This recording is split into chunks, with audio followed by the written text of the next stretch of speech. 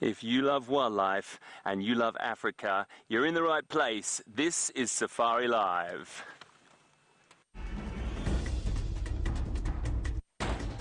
Ready.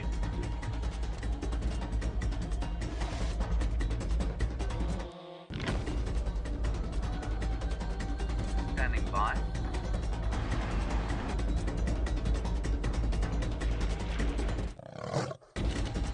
5, 4, 3, 2, 1.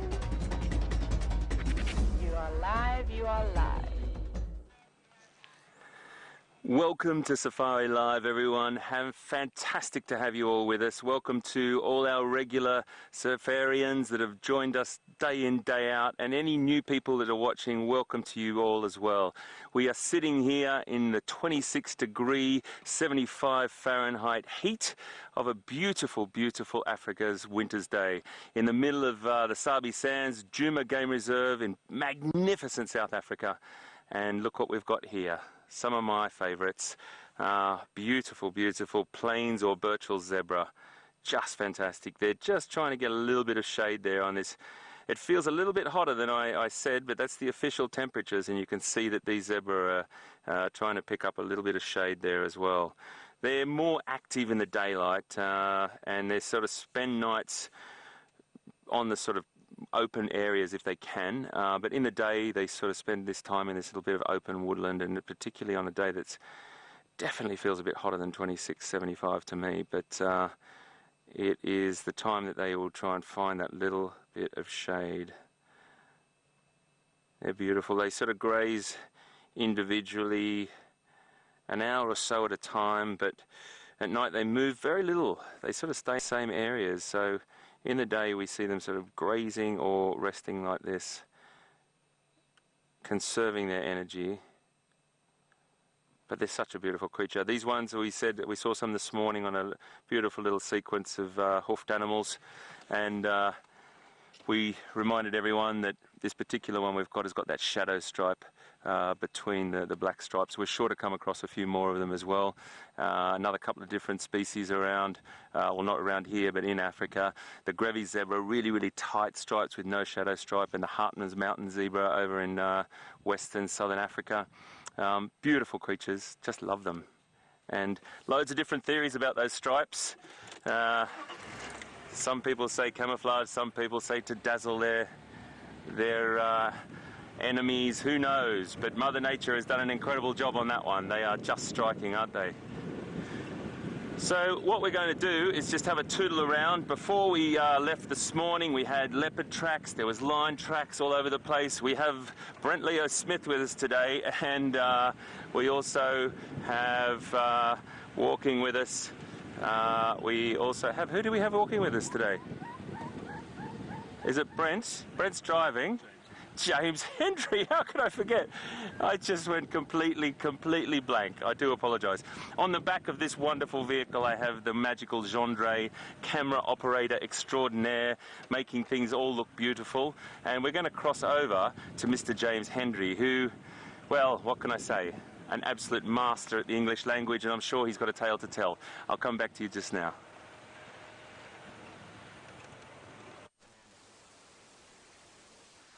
Good afternoon, everybody. It's marvellous to have you with us here. We're on foot with Brian Joubert, the inimitable, the enormous, dressed in a vast, very beautiful red socks, everyone. And I always know when we come on walk that if Brian is wearing red socks, it's going to be a good day, and indeed so it has begun. My name is James Hendry. We're as live as Hayden is. That means do talk to us. #SafariLive, @wildlife.tv. And the reason I'm speaking so fast is because we have a vast array of animals to show you there. An elephant, which is a little difficult to see right now. Below the elephant and to the left we have some beefaloes, and then we're going to try and show you also there are another 2 species around here at least. I've seen some nyala, and I've also seen some wildebeest across the way, but you can't see them right now, so come with me. What we're going to do, I want you to pretend that you're on a walk with us, okay? You're going to be very quiet, so don't shout. Especially if you're a younger viewer, be quiet.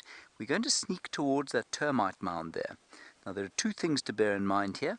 First of all, we're in the open. The wind is blowing from behind us, pretty much onto the buffalo. The buffalo have got good eyesight. They've definitely seen us. One of them stood up, and because we haven't approached any closer, it's lain down again. They don't want us to get too close to them. What we're going to do is not behave like a predator, which would be to sneak around once they had seen us. We're going to walk relatively in the open, round to that termite mound, get a bit of elevation, and with any luck we'll get a good view of the elephants and then the animals there. So be very, very quiet. And here we go. Brian, are you ready? And just to introduce you, of course, great honor for us, back on walk, the Mystic Boer, who's running security detail for us today. Herbert has had a family bereavement, so he's gone off down, and back on walk is our security detail, Stefan, the Mystic Boer.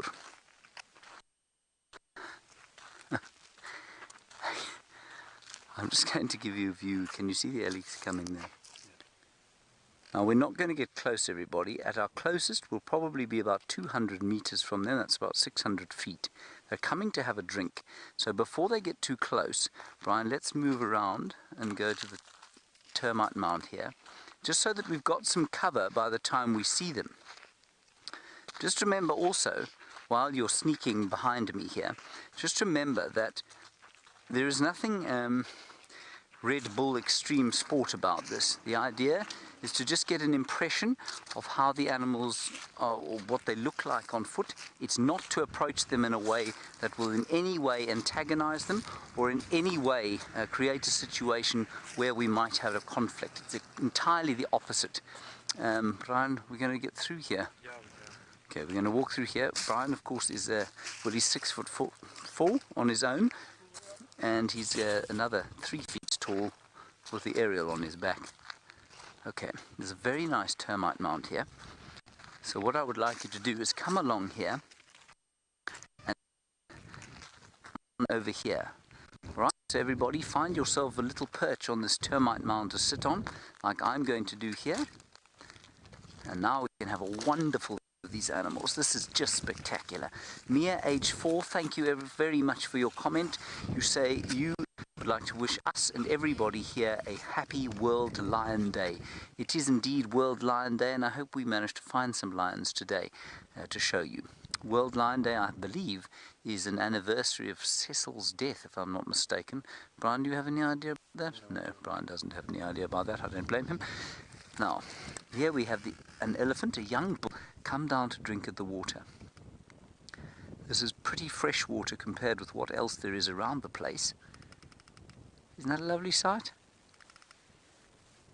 And as I've said to you before, to be on foot with these incredible African animals is just too special. So as you sit here on this termite mound with me, what I want you to feel is the hardness of the termite mound under your bum. Yes, it's not the most comfortable seat. I want you to feel the bits of dry grass that there are in your hands. Pick a little piece. Sniff it. Smells of dust and dry straw. And then lift your eyes and look at 2 elephants coming down to drink some water. 2 young bulls. You're probably staying in audio contact with a bigger herd. We did see a bigger herd here just a little bit earlier. And there is nothing unsafe about what we're doing now, everybody. We're watching them. I don't think the elephants have seen us. They might have. They've got decent eyes, and we are sitting obviously in the light. The buffalo have certainly seen us and have decided that we're just not an issue for them. But it's as soon as these animals start to smell us that they start to have a little bit of... In the same way that when you smell something familiar from your childhood that either made you happy or made you sad, taken back of your life. And so it is with the elephants. They smell human being, or the buffalo, they smell human being, and they're immediately not very happy.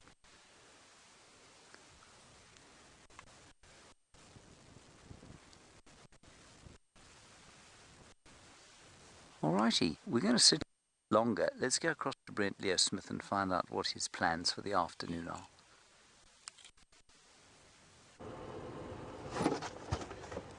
Welcome on the back of the Rust Bucket. I'm Brent Leo Smith. I have VM on camera with me.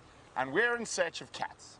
It is International World Lion Day today, so we're going to be looking for cats live in the middle of Africa. Lions in particular, although I am tracking a leopard at the moment, but I've got a sneaking suspicion this leopard is crossed out of our traverse, and then I'm going to go look for lions afterwards. And since it's World Lion Day, I'm going to quiz you on lions today. So first question on World Lion Day is, what is the most recently discovered and previously thought to be extinct population of lions in Africa? Where is it and what country is it in? And if you know, what's trick, it could be in multiple countries. So if you know the answer to that, where is one of the most recent discoveries of an unknown lion population that was thought to be extinct? If you know where that is, hashtag SafariLive or use the email address questions@wildearth.tv to send me through your answers. So we're tracking what we think is Tingana. He's come all the way right through the lodge last night, and then he's come up of where to access his last tracks going to this block to the left of us. So I just want to make sure he hasn't snuck into Buffle's Hook. So we're near Sydney's waterhole. Maybe we'll have some drinking animals there as well. So last tracks we had got obliterated by the tracks of a herd of zebra. Maybe they're on their way to have a drink at the waterhole.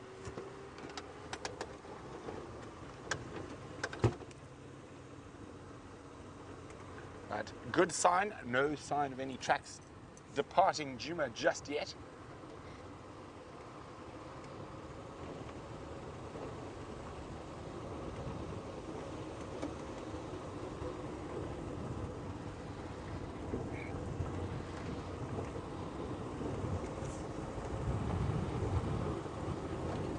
Okay, always a good spot to start getting your eyes out.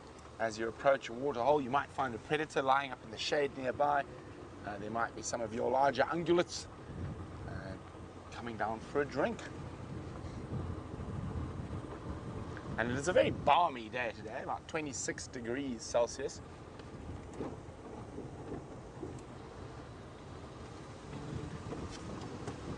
We're about to get out into the open. Do we have anything out in the open? We will find out in 5, 4, 3, 2. I've had to slow my count down. 1. No, there's just heavy machinery preparing the dam for the rainy season. So, well, I don't think Mr. Tingana's come this way. Let's go check back on Sandy Patch.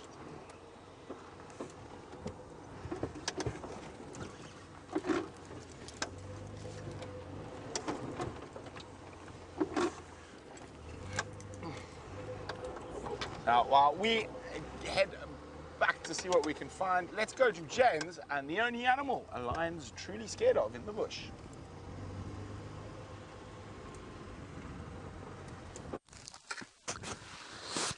I'm with the only animal that lions are scared of. I don't think he means Brian, but he might mean Brian. There is a young bull. He's sitting down at the waterhole. He's just come away from the waterhole, and he's come away from the waterhole because he can see us, and he's sort of aware of us, and because he's a young bull, he's just a little bit curious as to what we want. We're sitting here very relaxed on a termite mound.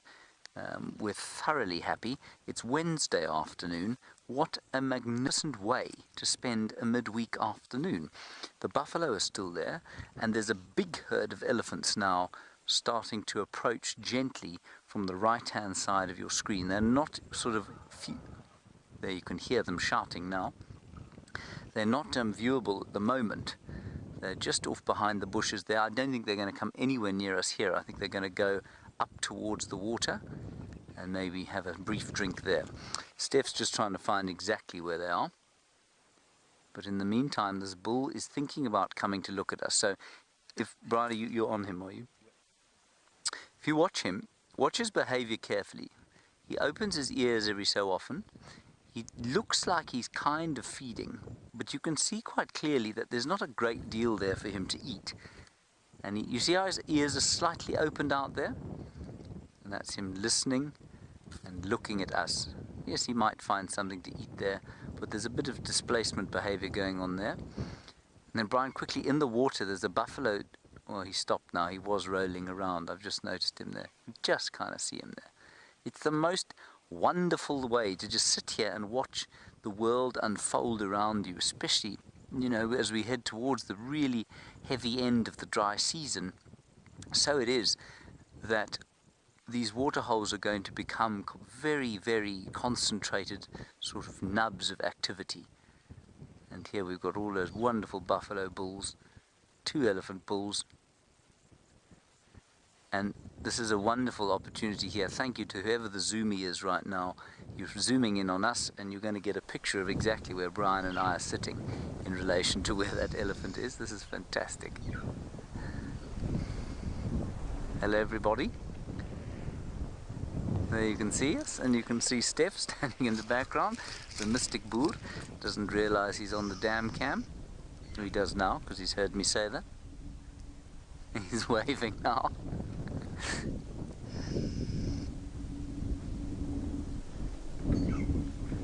And now this elephant, let's see what he does. Let's see if he's probably a little bit young to...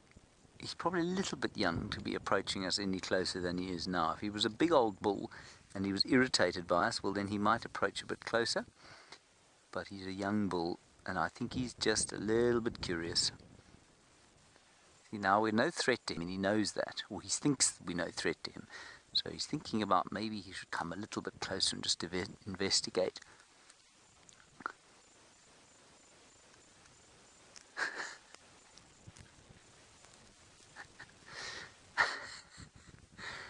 Brian, did you hear that?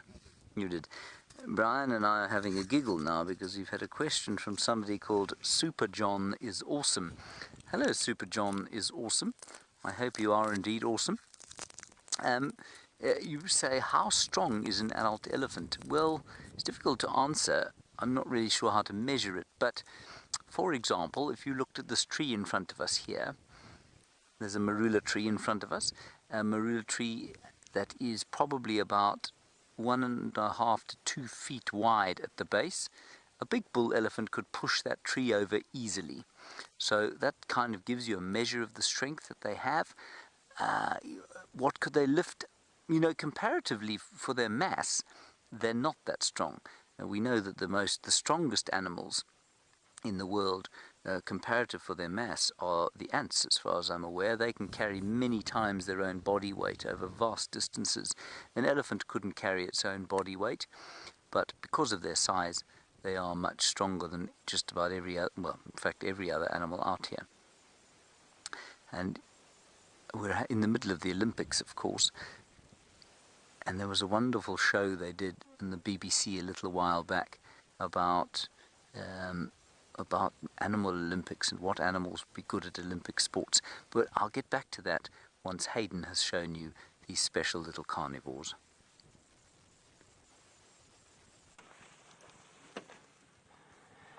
Well, have a look at this here. Now, if we watch closely, we're going to see a very, very busy little family. Absolutely superb. Africa's smallest carnivore. Did you see them all scurry then? How fantastic. This is the dwarf mongoose. A very beautiful creature. Just a tiny little thing, but muscularly built. Foraging around, very busy all day, hanging these bands or families, and they'll always be looking out for each other. But I think there's probably, just at a guess when we came up, probably about 15 to 20 in this little band of mongoose. Absolutely beautiful. And if we just be patient, they'll start to get used to us. They're utilizing this termite mound as a bit of cover. And once they get comfortable, they'll come out and start to forage around, because they are very used to us in the sense they do get, once one flees, they all run. But you can see there's one just below on the bank on the left hand of that Chandra, just down a little. Oh, he's just carried away. I do apologise, mate. He's coming back up now. There he is. We may be able to edge up a little bit closer in a minute, and they probably will scurry again, but then they'll get used to us.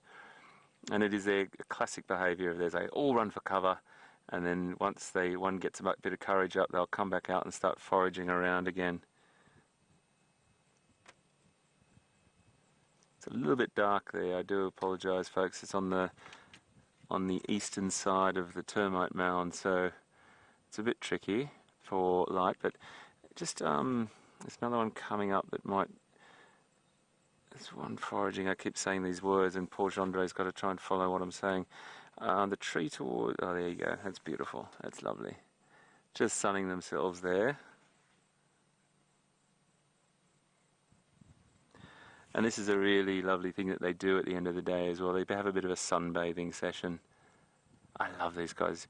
There's so many of them. While Gendre's on that quite nice tight shot there, I'm just watching lots and lots of little ones scurrying around everywhere. A lot of socialising goes on with these guys as well.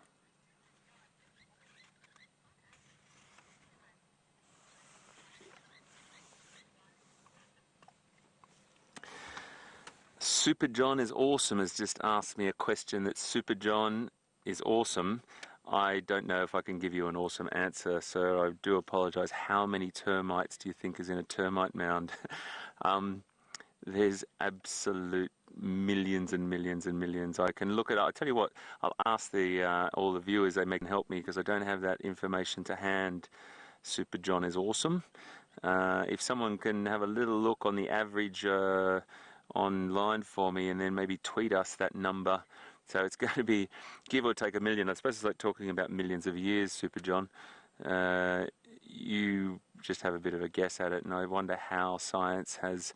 I think they've probably taken a sample and then extrapolated that sample out on the size of the mound, but much of that mound goes underneath as well. So maybe someone could look that up for me and pass that information on to us, and I'd love to share it with everything. And you always teach me as well. That's what this is all about. We teach each other, we learn together. And I think one of the most important things in life is if you don't know something, look it up together, and we'll teach each other something all the time. Thank you very much, Super John, for joining us. Gorgeous little creatures. I'm just going to move up a little bit closer, and I promise you folks, they will scamper away for a second, but then they'll come back out.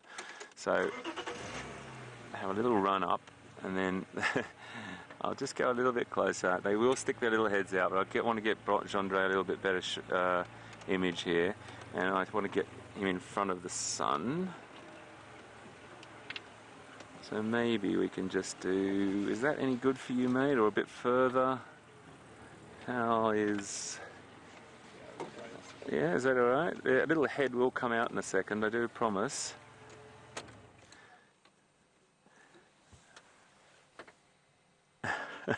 The waiting game. Very inquisitive, so they're going to wonder where we've gone. Strictly diurnal creatures, these. So they live in this, some people call it a band of mongoose, some people call it a pack of mongoose. But there's only one breeding pair, which is interesting. In the pack or the band. And another interesting thing about it is they will end up being cooperatively reared by the rest of the band, which is always a great success when you're trying to raise babies.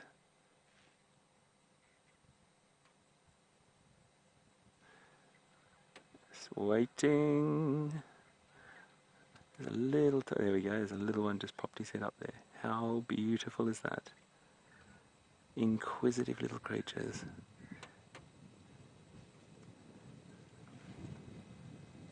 He'll pop his head up again. Here he goes. Oh, they're so cool, aren't they? It's usually the the most senior male and female that sort of will monopolise, I suppose, is a word that you could use, the breeding within the pack or the clan. Look at him, aren't they cool? Such great creatures.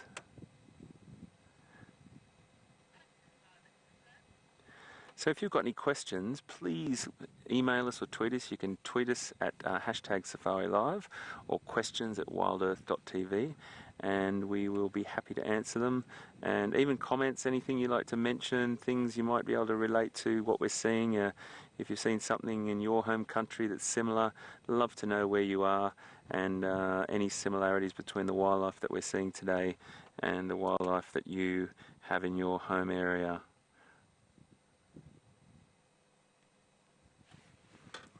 So they will forage for most of the day, and they really love things like different invertebrates, and sometimes you see them scratching. They little scratch, dig, dig, dig, dig, dig, dig, like little chickens at some points, and they scratch away, find something, eat it, move on to the next thing, and they will sometimes, not always, but they will also potentially have a few hornbills following them, which benefit from their little goings on. Another.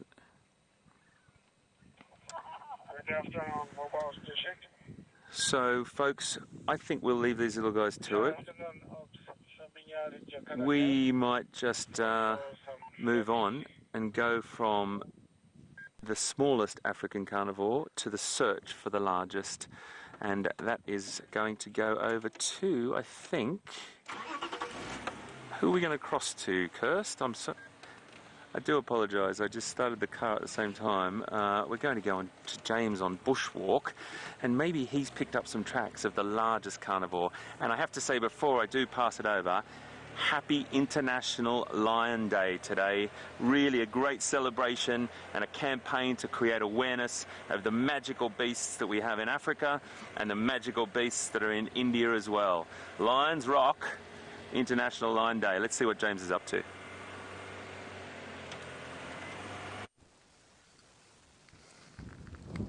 We haven't really moved, everybody. That is a baby jellyfish you're looking at the moment. That is the thumb today. Brian's amazing thumb. Over, 600 separate images have been recorded by various people around the place of Brian's amazing thumb. Now, we've come back to this place. We haven't moved. Brian is sitting perched on a termite mound. He actually looks like a sort of rather tall and thin Buddha at the moment. And I came down to have a look at this tree to show you a few things about it. While we wait, that herd of elephants over there looks like it's thinking about coming this way, but it's certainly not making any great deal of effort. I can see one big cow and a youngster, but I think they're feeding quite nicely there. So we're trying to figure out if they've actually been to the water and disappeared, or if that's another herd that's coming up to have some water. In the meantime, have a look here. Obviously this was taken off by, or perhaps not so obviously, but it was taken off by elephants. It's very difficult for elephants to get at marula bark because it comes off in these sort of chips like the one I've got in my hand. I'm going to bring this to you now. But what you can see here is scar tissue. I'm just keeping an eye on the buffalo behind me. One mustn't forget that they're there. They can see me though, and they don't seem to be particularly worried. One of them is looking. This is scar tissue that I'm pointing out here. And that's the tree healing itself. Unfortunately, normally, you know, if it's a sort of, if it's a wound that is the size that I'm drawing now, say sort of that size, then the scar tissue will be able to heal over. It won't be able to do that in this case, and what it means is that although the tree is still alive, because the marula's wood is not as hard as something like a combretum bush's wood, the marula tree has already fallen prey to various wood-boring insects, and that has given rise to what I'm going to show you now. We all know what rots wood. Well, most of us have an idea of what rots wood, and what it is generally fungus. Now, if you look at the bark here of this marula tree that I broke off, it's covered in fungus. This is a bracket fungus, I think, that will probably emerge. But here, just the beginnings of, I think, a more mature piece of the fungus, and you can actually see, I don't know if you can see, shimmering there in the light, the mycelia, the individual little mycelia of this rather impressive fungus. Now, it's this fungus that will get into the wood of the tree and eventually rot it, and that will make it very easy for an elephant to push it over, or alternatively it could easily be pushed over by a strong wind if it rots enough in the middle. So this marula tree's days are numbered at this stage. It may produce a bit more fruit. I think it's a female. Anyway, that's the story of this marula tree. I think we're probably going to start moving fairly soon. Those elephants don't seem to be coming down this way. The buffalo are looking at me.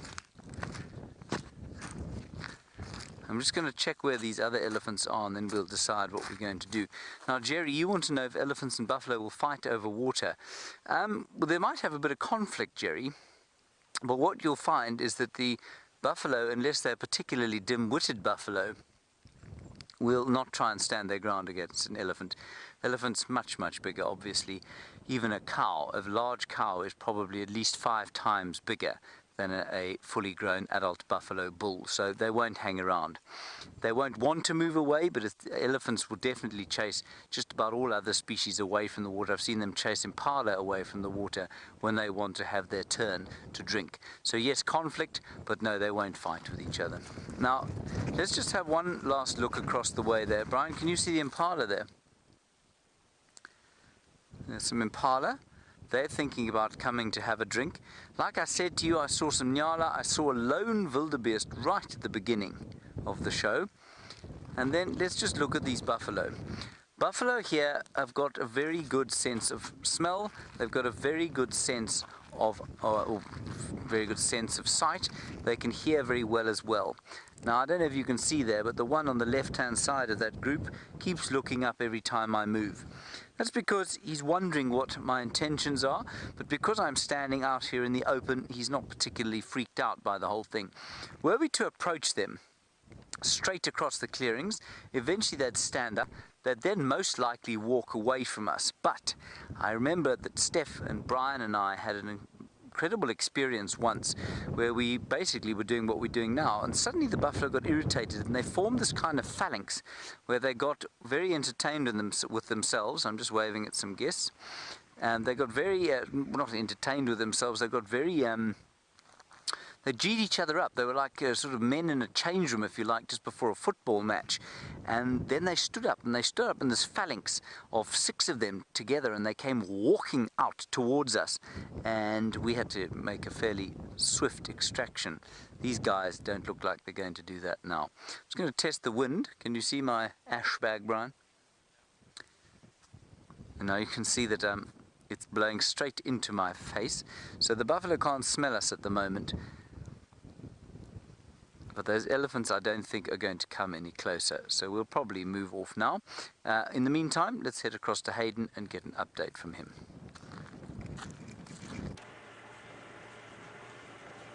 So folks, great to hear some really good news that side. We just happen to have picked up some line tracks ourselves here, and we're not too sure whether they're the same individual that is at Buffelshoek Dam, or whether it's a different individual. So we're just following them. We've still got them.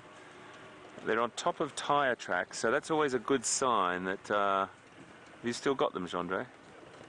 So Gendre's in a very good vantage point there because he's up higher and he's just looking down on the left-hand side of the vehicle, following them along, and he will tell me when he loses them. And that could be a car driving over them, it could have been me driving over them for that matter. But they're still there. And then we just stop and we have a little look around, because at this time of the day, in this heat, a lion will be doing just that, lying around somewhere. And I'm just going to have a little scan around here, folks. It's always worth taking your time when you're doing this. You just don't know. A lion can lie down in about 12 inches, 15 inches of grass, 18 inches of grass, and lie on its side, and you will not see it. Luckily, we've got grass is down at the moment, but when they blend in so beautifully. But what you do see sometimes is a tail flick up in the air, that lovely black tip on the tail. So we're just having a little scan around, looking in the appropriate places. They'll be in the shade, they won't be lying in the sun. There's lots of sort of things that you telltale sort of things that they would do, behavioural things I should say, that they would do at this time of the day. Can't see anything there, mate. We'll carry on. We might pick them up again. it's always good fun as well. It's always exciting. It's always like you feel like a little forensic sort of scientist. We did talk about tracking. Well, not really a forensic scientist, but it's a great, it gets your blood pumping. It makes you feel good, and you feel like you've just being right next to one of these incredibly large creatures, these wonderful carnivores, on a day that's very, very special, celebrating these magical creatures. I can't see them, Gendre, now. I can't see them at all. But what a fantastic day to have dedicated to celebrating these incredible beasts. They've been depicted in so many things. They're so much a part of our history and our life, and some religions and buildings and so many things. And I just think the world would be a very, very sad place without them. Still haven't got anything, Gendre, have you?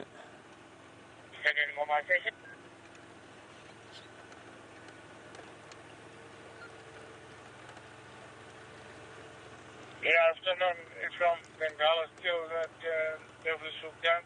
Sorry, just from Sabinyari, Galago Camp, heading north, and also been told. I'm just listening to the radio, folks. I do apologise. Super John would like to know what sport a lion would be good at in the Olympics. Is that correct, Control? Well, Super John, I'm going to ask Gendre what he thinks about this one too. Gendre's a bit of a sports person. Gendre, what do you think a lion would be fantastic in the Animal Olympics? Hot dog eating. Gendre just said hot dog eating. Not sure if that's an Olympic sport. I'd probably say wrestling. Wrestling, they'd be pretty good, that's for sure. Powerful. They'd definitely be able to, might be weightlifters, but they're certainly the king of beasts. They are. We watched some the other night trying to take down a buffalo, and their athleticism, even though they're the biggest cat, their athleticism is still incredible at an adult age. Buffalo turning around to try and hook it, and it just turned in midair like a pirouette in the air, and still landed on top of the back, on top of this buffalo's back. I've lost these, Gendre, have you?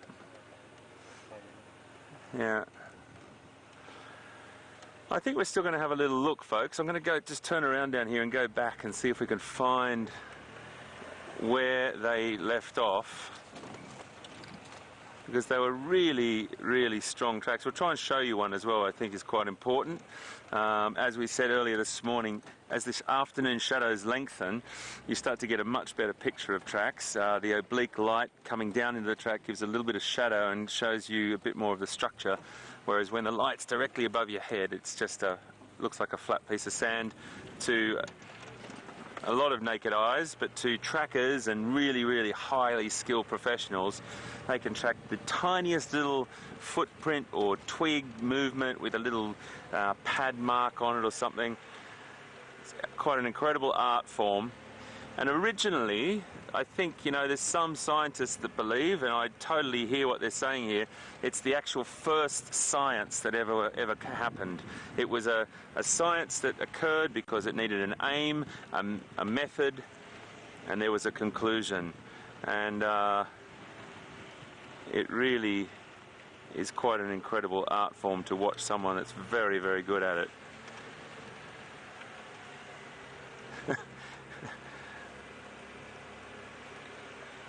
Okay, I'm just going to scoot up here where we picked up the last ones, but they look quite beautiful in the sand. Can't see anything.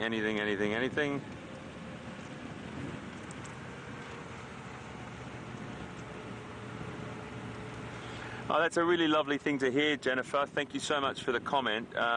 Jennifer said you didn't really know anything about tracking until you started watching Safari Live, and you find it really interesting. Well, that's so nice to hear, because it is a really beautiful thing. It is the bush newspaper. It's like putting all the pieces together, Jennifer, and I totally agree with you. And I think, you know, if you want to get more involved in it, there's lots of ways to do that, and you can learn different things online, but really you've got to get out with proper trackers. And you got them on that side, Gendre. Oh yeah, yep. So the tracks are going the other way, but that's the last place we saw them back there. But Jennifer, absolutely agree with you. Absolutely agree. How it's a beautiful thing to do. It's quite relaxing actually. I'm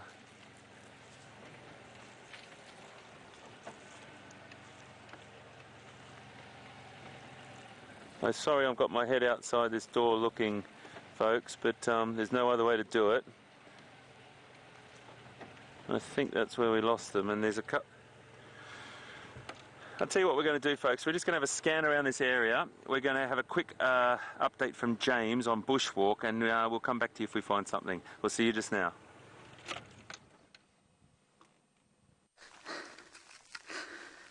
Well, after you know that rather fantastic sighting of elephants and buffalo, what better way to recline than on a termite mound in the shade of a tree whose name is so wonderful to say, Gymnosporia buxifolia. Can you say that, Brian? Gymnosporia buxifolia. Did you hear that, everybody? I bet you didn't. Brian said it beautifully, Gymnosporia buxifolia. And this tree I've never stopped at before. And I thought we'd stop today because it is such a fine example of it, and it's such a fine example of it because it's been left alone. It's been left alone because it's on a rather awkward slope here. But isn't it fantastic?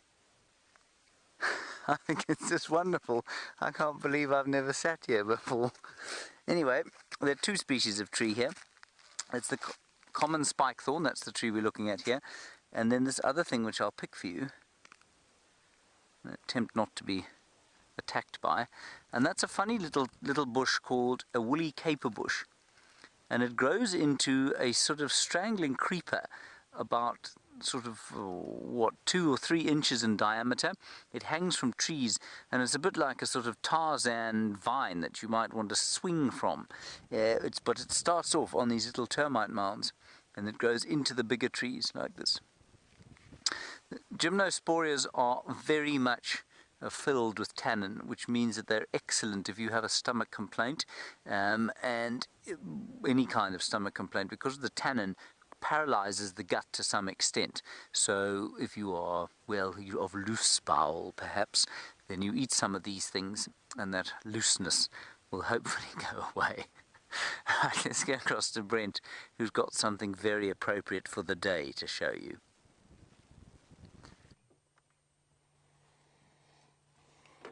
Here we go, International Lion Day, and we're with 2 of the Birmingham boys who are doing what male lions do best. Oh, actually, one's popped his head up, snoozing. Oh, look at that light in his eyes. Oh, and then the eyes are going to close. So they are a bit irritated from all the flies around, but other than that, just enjoying the shade. And you can see the myriad of scars upon his snoz. It's not an easy life being a male lion. Constant battles. Now, I think that lion we're looking at the back there is the one with the split lip. Well done to Janet, Debbie and Tony, who've got the question for Lion Day, and that's the first of many International Lion Day quizzes that are going to be coming your way today. It is indeed correct. Well done. It is Awash National Park, Ethiopia and Sudan. So there was a really healthy unknown population of lions there that was discovered on a camera track survey recently, which is really exciting news. And there's been some really strange lions popping up over the years. And one of the other more recent, very strange one was a male lion popped up in the middle of the rainforest in Gabon. He must have come through from northern Congo. So very, very exciting that there are still places that there are lion populations that haven't been impacted by people too much. Now, of course, oh, there we go. It looks like he's having a lick now.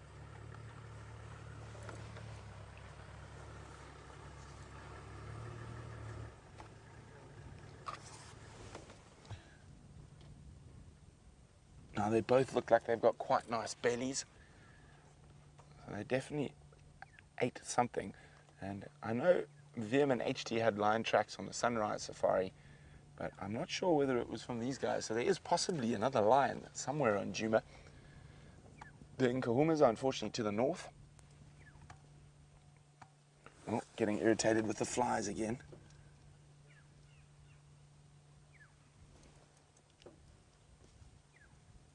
See his tail flicking away.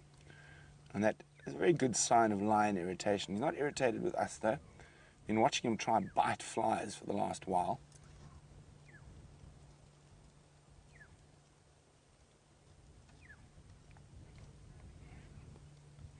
And remember, if you want to know anything about the Birmingham boys, or lions in general, since it is International Lion Day, pop me a question on questions@wildearth.tv or use the hashtag SafariLive on Twitter. Oh, back to sleep. Yeah, a good roll over. Yeah, about the most active lions are going to be at this time of the day, unless something happens to stumble upon them.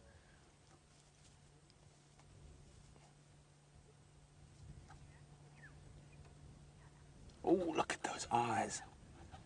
Isn't that just spectacular? They really truly look like they can see straight through you. Oh, beautiful light as well. Lovely camera VM. But while he pops his eye behind a branch and goes to sleep, James has got an animal that definitely would want to avoid these two big boys.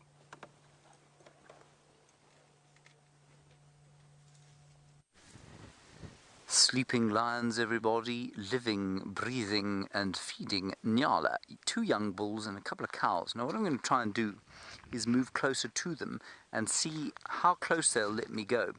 The mystic Boer said to me, see how close they'll let you forage with them like Nyalas. They didn't react to us at all. We've been sort of within, I don't know, 30 meters of them, 90 feet. They are moving away from us now. But I also want to show you what they've been eating. And the thing here is not to blunder towards them, but at the same time not to behave like a predator. So a predator would duck behind something or try and sneak. We're obviously walking through the open. Our voices are clearly audible to them, unless they are hard of hearing, which given their age I don't think they are. And here's this bull now. So about 30 meters I'd say. He's about the flight distance. Isn't that cool? I think that's great. Now, this is what they're eating, everybody. We asked a little while back about the taste and or usefulness of this sort of forage, dry combretum bushes. Feed some to Brian quickly. There we are.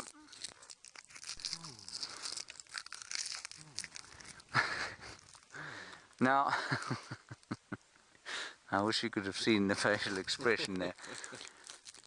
I didn't think that there was any nutrition in these things at all until I've read very recently that it's actually excellent forage like this. I think probably, it's not as good as when it's green, but it doesn't have the tannin in it. And so that probably means that if you've got a good vegetation digesting system, this is probably quite good. And this is a red bush willow. No, it's not. I think it's a variable bush willow, Combretum calinum. And yeah, it's not unpleasant to the taste. It tastes much better than it does when it's green, but it tastes like dry vegetation. Nothing like ziziphus, for example, which is quite nice to eat. And that's because the structural material, there's so much structural material in it that it holds together. And it's one of the reasons that we as human beings, of course, are unable to eat vegetation only to survive. Yes, of course, we can eat as vegetarians. We can eat things like vegetables and fruits, but plain leaves we would not survive eating because of the cellulose and the lignin and the structural material that they have. I think Hayden's got something interesting to show you. I'm not sure what it is. I'm no doubt it'll be entertaining. We're going to continue heading off to the south.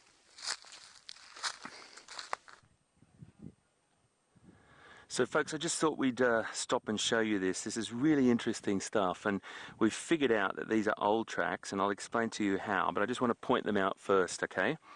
Down here, I've had to get out of the vehicle to show you. Here is the line track. Here is the back pad around here. Okay, 1 pad, 2 pad, 3 pad, 4 pad, and then look, it's a slightly skewed back foot there. You can't quite see it. There's a pad there, pad there. The animal's walking that direction, okay? Now, on top of it is this beautiful little track here, which is a white-tailed mongoose. Okay, you see that one there? Very interesting. Gendre saw those white-tailed mongoose tracks coming along. I'm just going to point it up to here. Hopefully you can see that. Can you see that, Gendre? So this is the white-tail. Just out of interest, that's the little dwarf mongoose just there, the one that we just looked at. But that mongoose, white-tailed mongoose, is this beautiful track just down here, okay?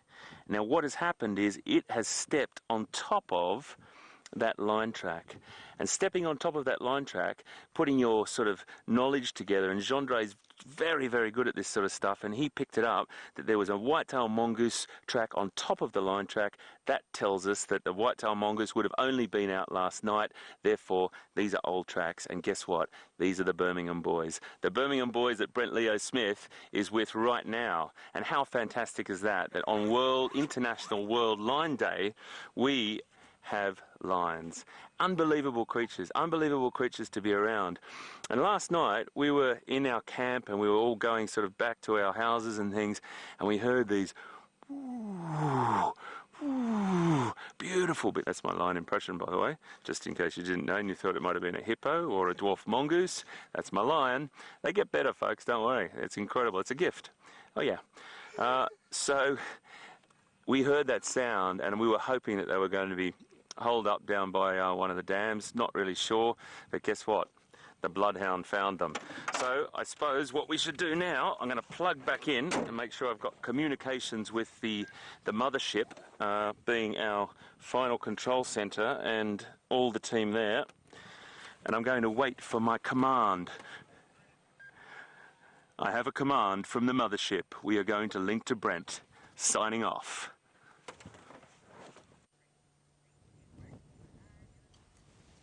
So here we are with some very lazy, fat Birmingham boys. You can see he's got that fat tummy. He's obviously fed very well in the last couple of days. And as we're saying, it's World Lion Day. And lions are actually one of the animals that is under threat. Now, there are less than 20,000 left in the wild, and that has dropped incredibly in the last 50 years, and they were probably close on in the mid 50s or 40s, probably close on 100, maybe 100,000, maybe more lions in Africa, but they have unfortunately taken a bad knock from people.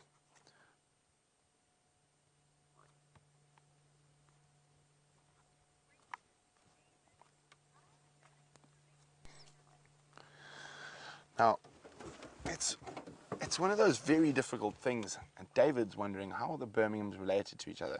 They could be brothers or half-brothers, but male coalitions don't necessarily have to be related males.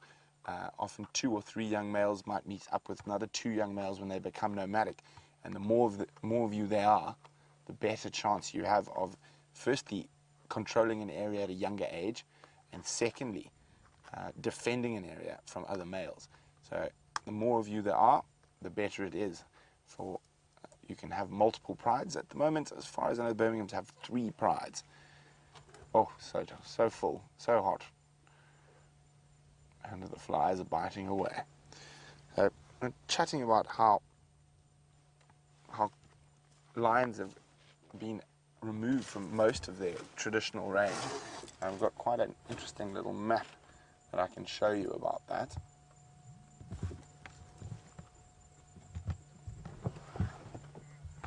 So here we go. So we're there. There we go. So the blue is where lions currently are, and the red is their former distribution, their historic distribution. So the only place that didn't naturally occur is in the deep Congo rainforests and in the driest part of the Sahara Desert. And I mean, Europe and on into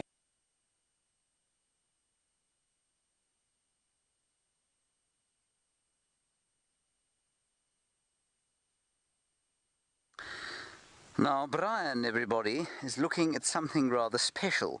We don't know exactly what it is, but we think it's some kind of a hopper. Now that doesn't mean a grasshopper, it's a special kind of bug. I think the hoppers are bugs, and that of course is an order called a Hemiptera, and it's a different kind of insect.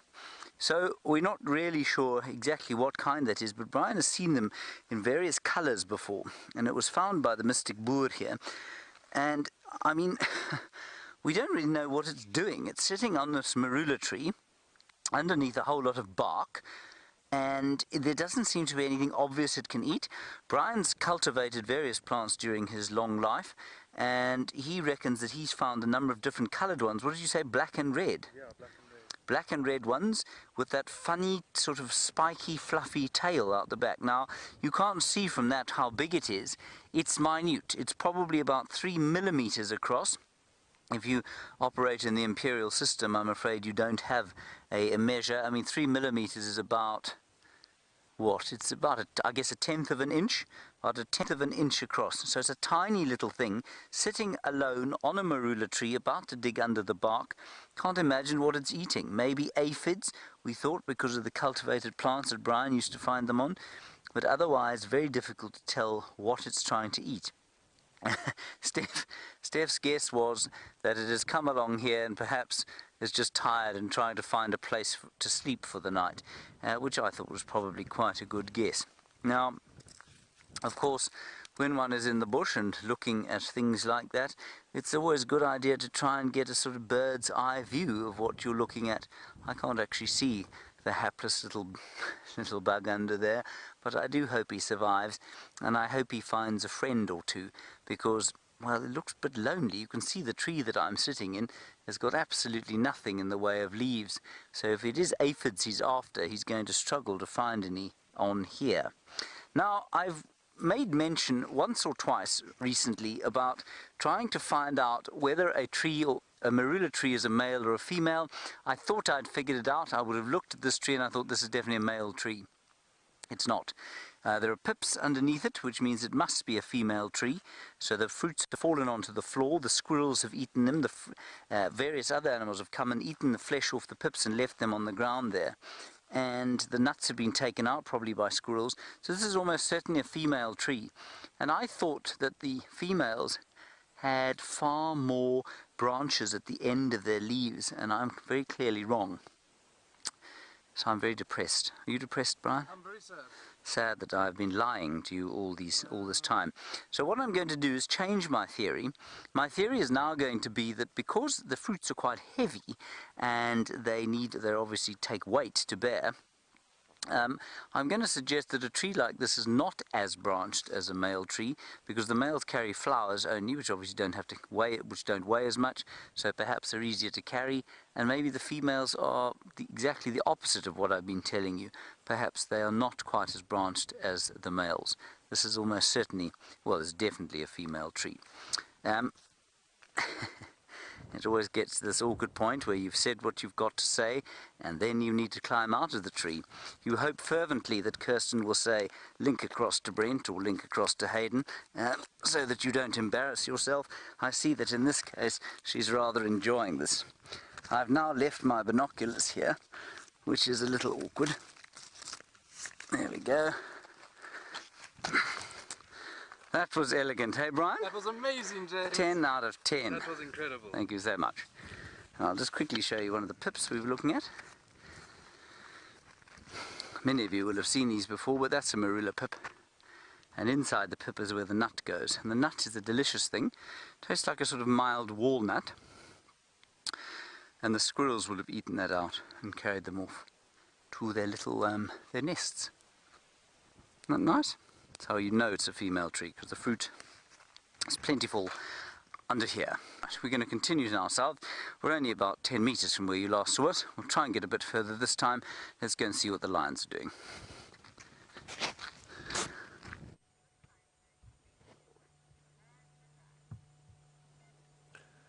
As you can see, the lions have not moved a muscle.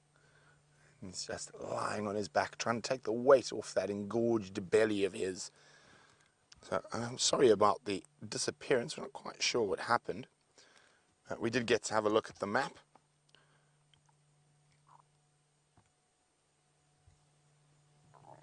About lion distributions. We're very fortunate where we are in the Greater Kruger is one of the more healthy and stable lion populations left in Africa. Now generally when a lion pops up randomly in a place they haven't been seen for many years, it's normally a young male who's been pushed by older males, and there's of course only a finite amount of space left for these incredible cats, so they do occasionally escape into the areas out that are not protected areas, and of course those lions are a great threat when they're there. And there we go. There's his paw, and you can see all those little biting flies buzzing around. Now lions are quite smelly. They look quite pretty and clean, but they're not. They're also highly flatulent. Fortunately for us, we're parked upwind of them today, but occasionally we do get a blast.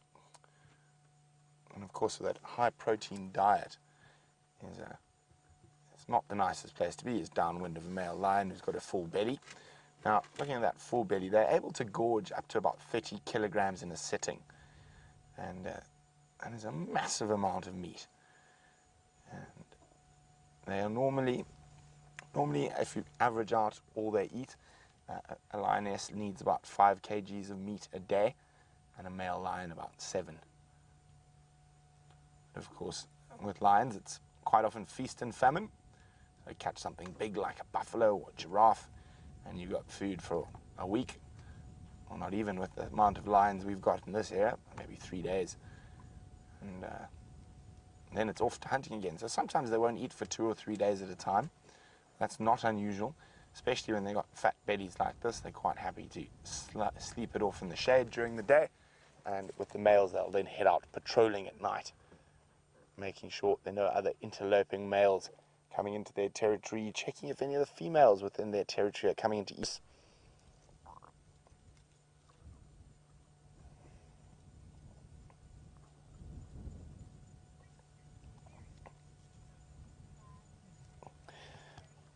Hi, Sherry. Sherry, you are indeed correct. There did used to be 5 males in this Birmingham coalition. Unfortunately, there are now 4. One of the males got injured. It looked like he got a horn to the lungs while hunting buffalo. And that injury did take a while to take effect, so he did die quite a slow and painful death. And nature, and specifically with lions, it's very, very seldom that they enjoy a quick and painless death. Normally, these animals go out the hard way. Now, because it's International Lion Day and we're sitting next to 2 big male lions, and I said we're going to be doing a lion quiz. And I'm trying to think of a good lion quiz for everyone. I think I've got one. What country has the most lions left in Africa? What country has the most lions left in Africa? If you know the answers to that, you can pop me an email. Questions@wildearth.tv, or use the hashtag SafariLive on Twitter. What country has the most lions left in Africa?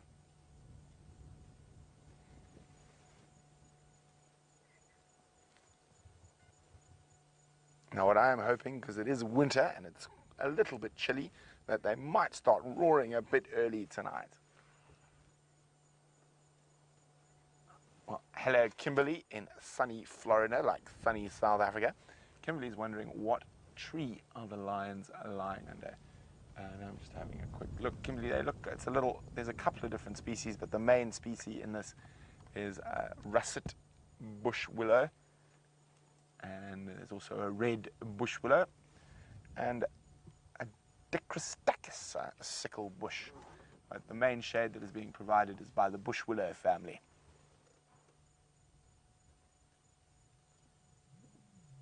Now, it is that time of the afternoon in the African bush where it is incredibly still.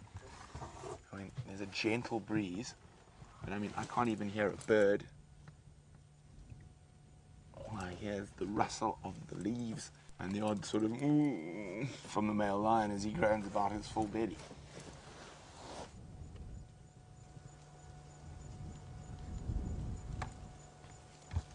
while we sit here and wait to see what these lions get up to, hopefully they do get up to something, or hopefully some creature stumbles down towards the waterhole and gets spotted by them. Let's go see how HT's doing.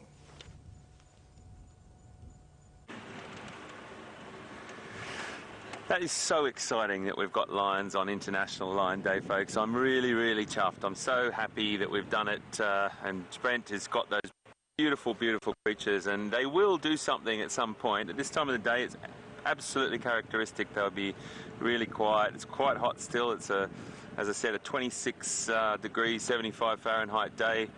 Afternoon shadows are lengthening. They'll start to become a little more active.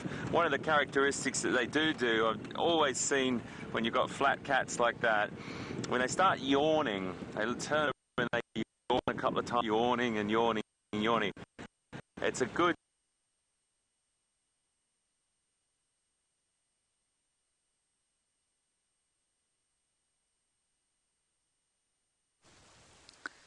Now, we found some termites in here, everybody. Obviously, as they came live, they heard Kirsten's voice saying 3, 2, 1, you're live, and they went and they disappeared in here.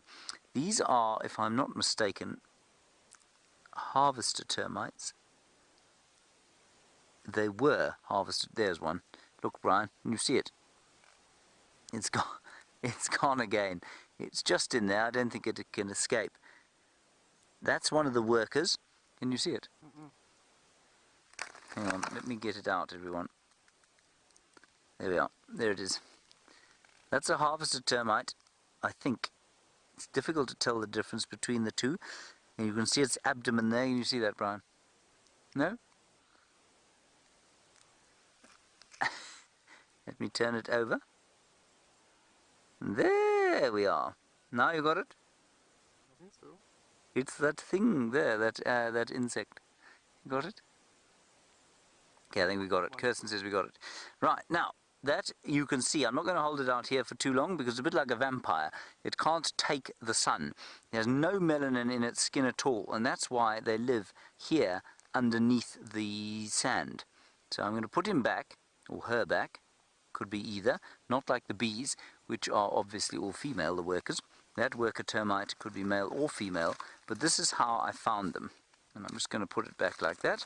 And they're eating away at this tree. You can see all of this damage here, all of this kind of, it looks like it's been scraped away almost by a stone or some other kind of trauma. It's all been done by the jaws of these termites, the harvester termites. And I was reading today about aardwolf. Now, aardwolf is basically a small hyena. And aardwolf, interestingly, and one of the reasons we don't find them here, are in areas where you find two specific kinds of termites only. In the absence of those two termites, they're both harvested termites, in the absence of them you don't find aardwolf, which I think is quite interesting, because we do sometimes get asked if we get aardwolf in this area. We don't. Well, in theory we don't. Righty. On we go. Beautiful, beautiful day.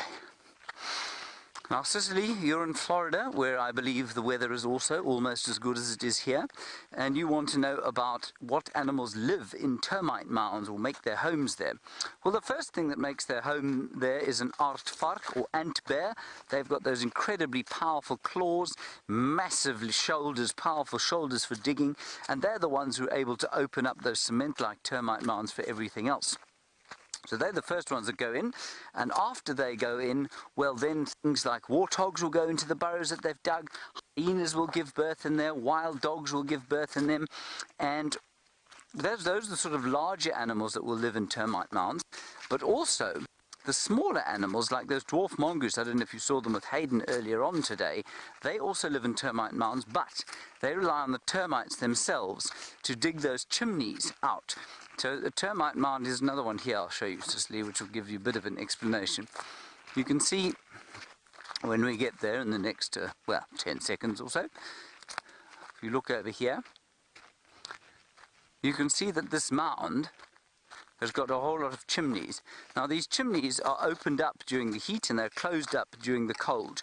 And what happens is that the mongoose will make their homes inside the chimneys when they're open, and I think they probably maintain them open. And I suspect that the part of the mound that they live in goes dormant with termites. The termites probably move out because I think mongoose will eat termites quite readily. So they'll seal off that section, and the mongoose will live in that particular section of termite mound. And that, of course, doesn't take an aardvark to dig out. It's the sort of soft chimneys that the mongoose live in. They don't always live in these mounds. They also live in the mounds of something called odontotermes, or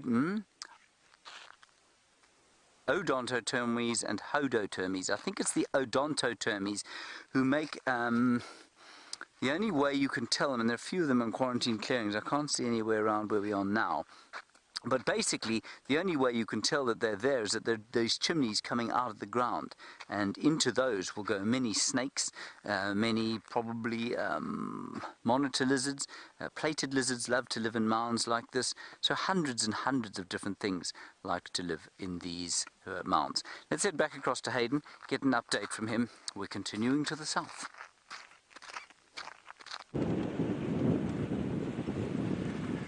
Well, folks, we've just done a big sort of circle around the west of the property, northwest of the property, and just to have a look at those from those tracks on, just to double check. We're pretty guaranteed that they're the ones that those tracks are from the Birmingham males, that Birmingham boys that Brent is with now. And we're just coming down ourselves to a water point here, just to see. There may be some buffalo here, there may be some ellies here. But it's just a beautiful afternoon. It's cooling down a little bit now as well, so the many animals will be benefiting from that. Particularly the cats will be starting to benefit. It was quite hot before, but absolutely, well, not freezing this morning. To a lot of people in North America, in places that do get serious winters, you're probably laughing at us. Probably laughing at us now, and when I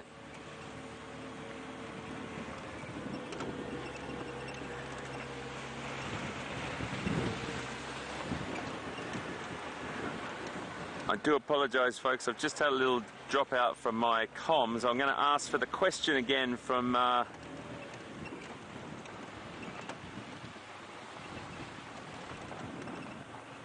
thank you very much, Control. Sammy, age 15 from Texas. How you doing, Sammy? Great to meet you and great to have you on board. And your question is, what made me decide to work with animals? Well, it's a funny little story. I'll make it pretty quick for you. But when I was about 5 years old, my dad bought me 4 little baby chickens. And we had quite a nice little place in Australia at the time. And we had enough space to have chickens, and ever since I had those chickens, the caring animals and being around animals was always a very, very special thing to me. And then as I developed and started to get older and understand that there was a big world out there, I realised that there was all these other creatures all on the other sides of the world that I wanted to go and explore. And then I think I did a trip to Taronga Zoo, weirdly enough, where I'm working now, many, many moons later, and that was the trigger for me to understand that my heart was in Africa. When wildlife was just so incredible for me, and really just did really, excuse me, just turning that down, just really gave me a huge buzz seeing rhinoceros, seeing chimpanzees, giraffes, elephants. So I wanted to go and work with animals, and I think, Sammy, if I can give you any advice or any sort of stimulation to follow, if you're interested in it, you've got to follow your dream. You really do. And it's not always easy, and it's definitely not always financially viable, because you do a lot of travel and you take a lot of chances, and sometimes you've got work or you might not, and you might be doing science across the other side of the world or whatever it may be. But if it makes your heart sing and you love what you do, it doesn't feel like a job. It feels like you're just doing such a great thing. You're loving it. So what we're going to do now is just head down to this water point, and we'll come back to you if we see anything. But let's get back to Brent with those lions, because it's International Lion Day, and really looking forward to hearing what's going on there. We'll see you just now.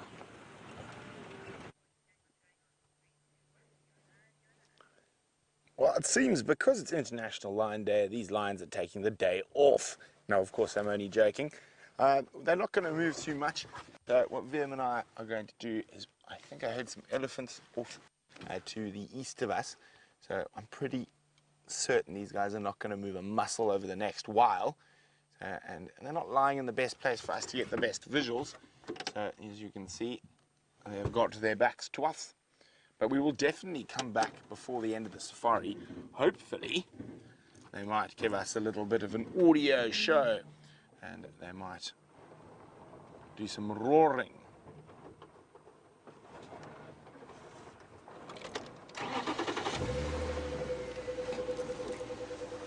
Okay. Well done to Windy, Dispatch, and Andy.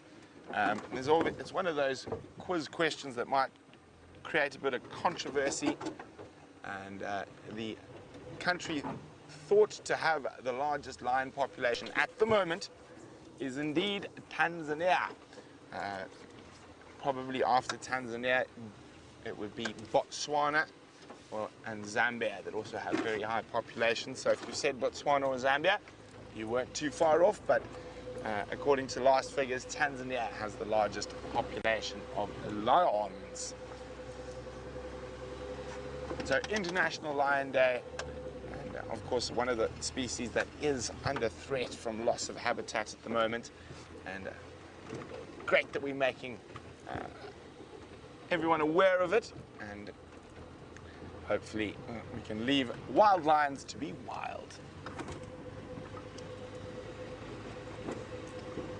So I'm hoping that those elephants I heard are just over here somewhere. But if not, I'm sure we'll find lots of other interesting things to look at.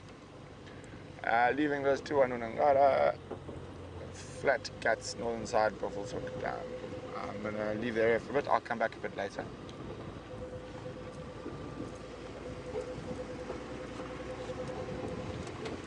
So while VM and I keep exploring the eastern reaches of Djuma Private Game Reserve, let's go see how James is getting on Shank's pony. Standing by. Hello everybody, I'm just looking over Brian's shoulder at a dark shape which I thought might be a buffalo but is in fact a bush. Now, I'm holding these two things not because I have found two natural kind of ear warmers. No. We found them here. Now, I don't know what you would think if you saw them sitting in here, but my first thought, of course, was this is a bird's nest. I was put right by Mr. Stefan Winterboer, because I don't think they're a bird's nest at all. I think he's completely correct. What's happened here is that the bark, you can see, was stripped off a long time ago, and so it's been dying quietly, but it's still very good habitat for sort of short-lived species and species that don't want to have a home in one place for too long. And I suspect that this is indeed a squirrel's nest that fell out from underneath this bark. So as the bark fell off, which it's going to do naturally, I think that this squirrel's nest was dislodged and fell to the ground. I don't see any little squirrels that have, come to or returned to the dust, so they were probably all sort of left home by the time this thing fell out of the bark. I think that's quite interesting. Don't you, Brian? No, I do. Yeah, it's fascinating. Now, also, in the mornings, you know that when we drive out here, you get the dawn chorus, and the dawn chorus is born of, one of the drummers during the dawn chorus is the bearded woodpecker. And the bearded woodpecker will love a tree like this. Not so much in this area here. I'm just going to knock on here.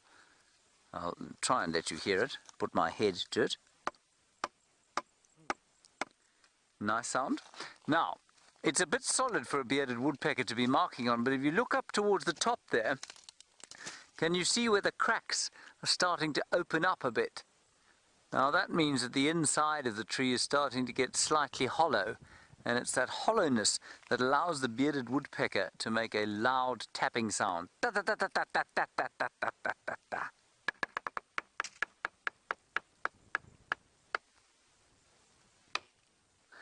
And it travels throughout the wilderness. And all the other bearded woodpeckers know, oh, we better not go there, for there is an excellent drummer, the bearded woodpecker. On we go. Thank you, Brian. You're welcome. As you were.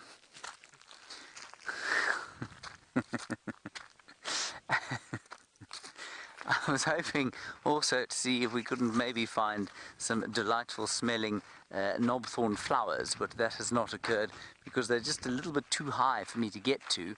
And well, I mean, if I was a monkey, I'd climb up them, but you can't reach them without absolutely sort of lacerating your hands. I'm going to link straight across to Hayden, who's got one of the world's most colourful but scruffy birds. That is so true, James, so true. Colourful and scruffy is exactly a great way to describe the crested barbet. Beautiful little bird, though. Quite a distinctive little shaggy crest with that black and yellow and red plumage. They're a really pretty little bird. I do love them. You do see them. This one's just... We decided to stop because he was just hanging around in this tree. We're good enough for us to see. Normally they fly off into the woodland and you don't get a chance to see them. They're a common resident in this woodland. I can't see it, mate. He's just as I said, he's hanging around. He flew off. He's up there somewhere. But just a lovely little bird. I'll give you a little look at his call. Little look. That is the call. Isn't that a great sound? Crested barbet. I like them. Scruffy and colourful. We were looking for some...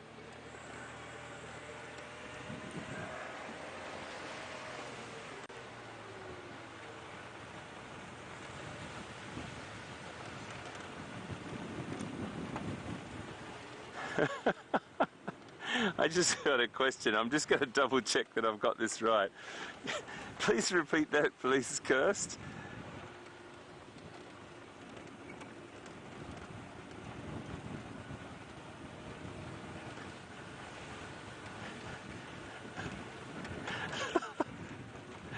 Oh my goodness. A YouTube video of people lying on their back pedaling, attracting emus. Sorry, this is a really rough bit of road here, I do apologise. Do you think it would work on ostriches? I have no idea. I've never heard of that in my entire life. I think that might be some form of Australian joke of people trying to get people all around the world to lie on their back to attract flightless birds. I'm not really sure about that one. I had no experience lying on my back pedaling to attract birds, but interesting nonetheless. Thank you very much. Interesting. Wow, I've never heard of that.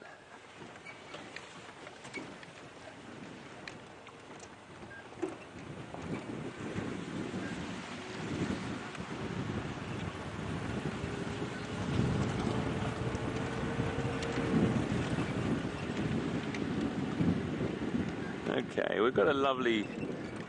Oh, here's a nice Ellie. We've got a lovely Ellie. Hello there, my friend. Let's just get Gendre into a nice spot. That's not a very nice spot, is it? Is it alright? Back a bit, or are you happy? That's okay. Beautiful. Yeah. Quiet and gentle. So sweet just to see, just feeding perfectly calmly. And you know what the interesting thing is, folks, I really want you to note as well, is we come around those corners and we're always gentle how we drive. You don't even see the animal change its behaviour in any way, shape or form. Obviously if it's startled it will, but they're so used to the vehicle and so used to us. We build a relationship with these animals, and many of these animals know us.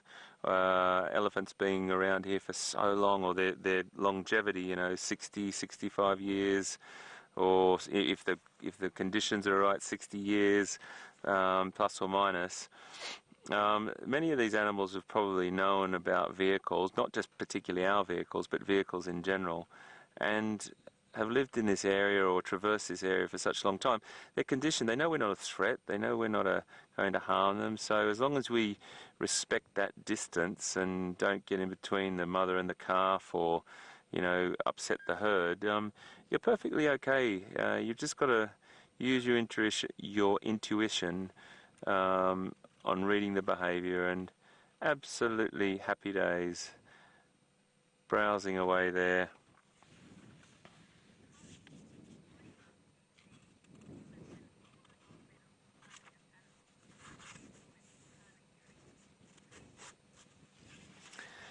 Gracie, you've just made a fantastic comment, and I do appreciate it so much, Gracie. Great to hear you. Always wonderful to hear your voice and your thoughts. And Gracie, thank you for the compliment, saying that I would win all the medals for finding animals today. Well, that's brilliant. And James would win all the medals for climbing trees. What would Brent Leo Smith win all the medals for? I tell you what, he's like a bloodhound, that one. He's like a bloodhound. He can find cats like that. He's amazing. So, well, that's very kind, Gracie, and so many best wishes to you, and thanks for watching. It's a beautiful afternoon here, Gracie. You can see also just up ahead of us we've got some beautiful impala, one of my favorites, and I know we see them a lot, but we do have to admire every creature on this planet, and they are just so calm as well. Something very peaceful, folks, about just sitting and being around creatures. Very good for the soul. So this elephant has her calf just off to the left of her. There may be others around, but it just seems to be the two individuals at the moment. Very relaxed and just beautiful to be around. Browse is a really important part of their diet during the dry season, and we've seen that impact. We talked about it a couple of times the other day.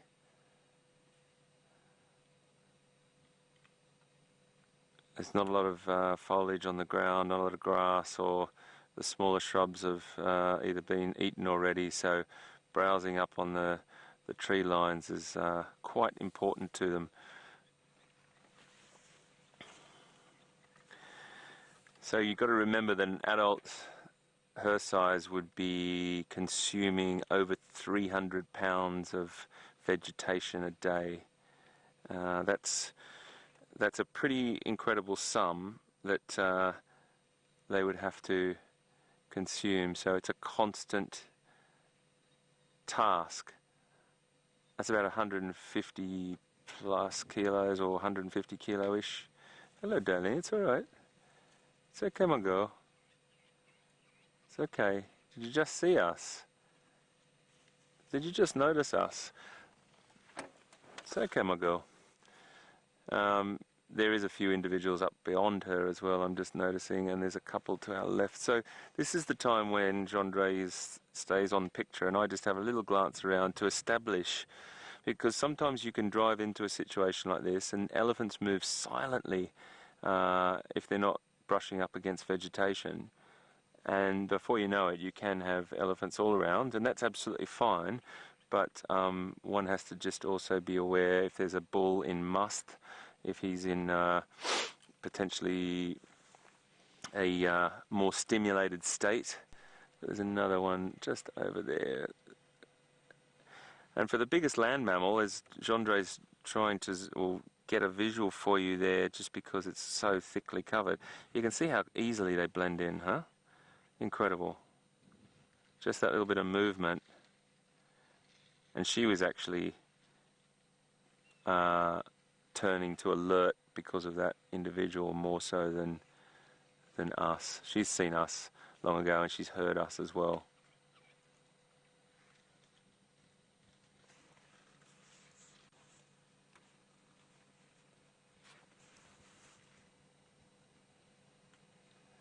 So they'll probably feed for about, anyway, up to 16, 17 hours a day, depending on what they can get.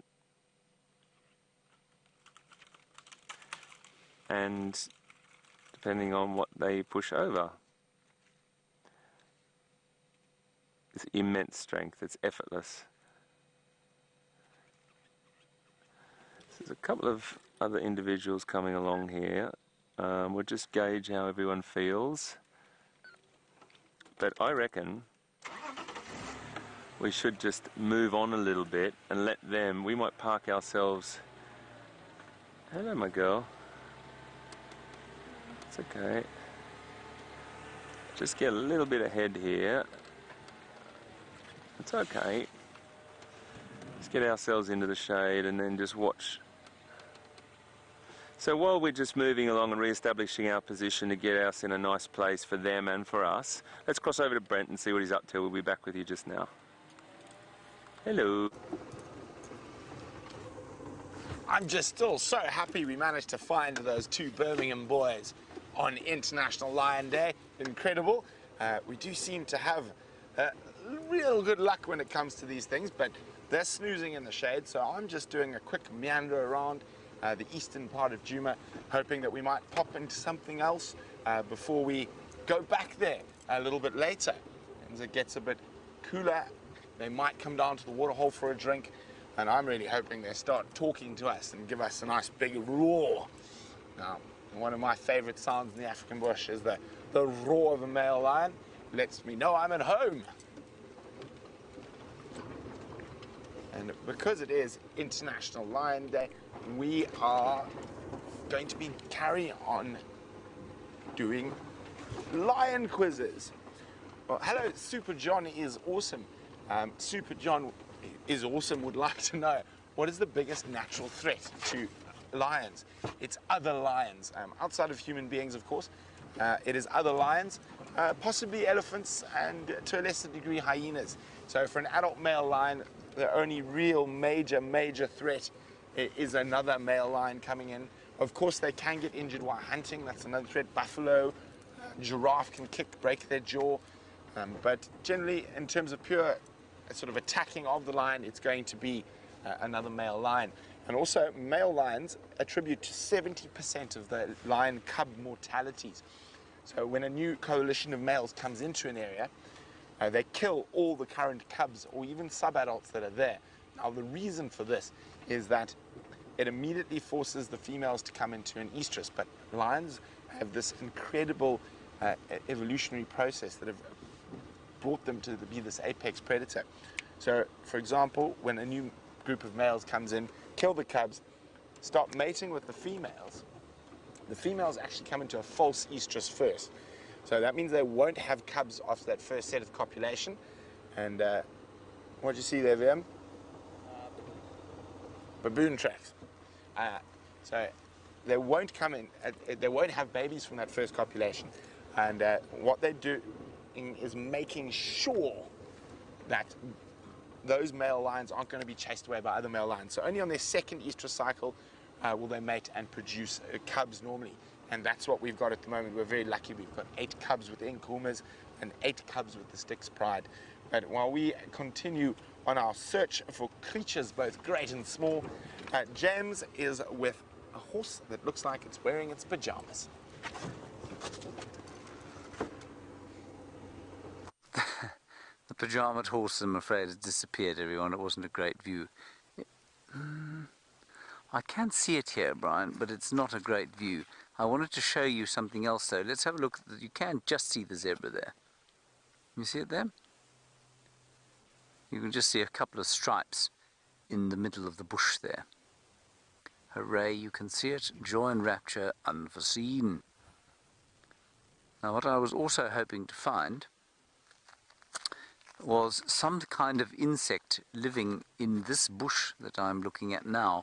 A slender ant, perhaps, living inside one of the thorns.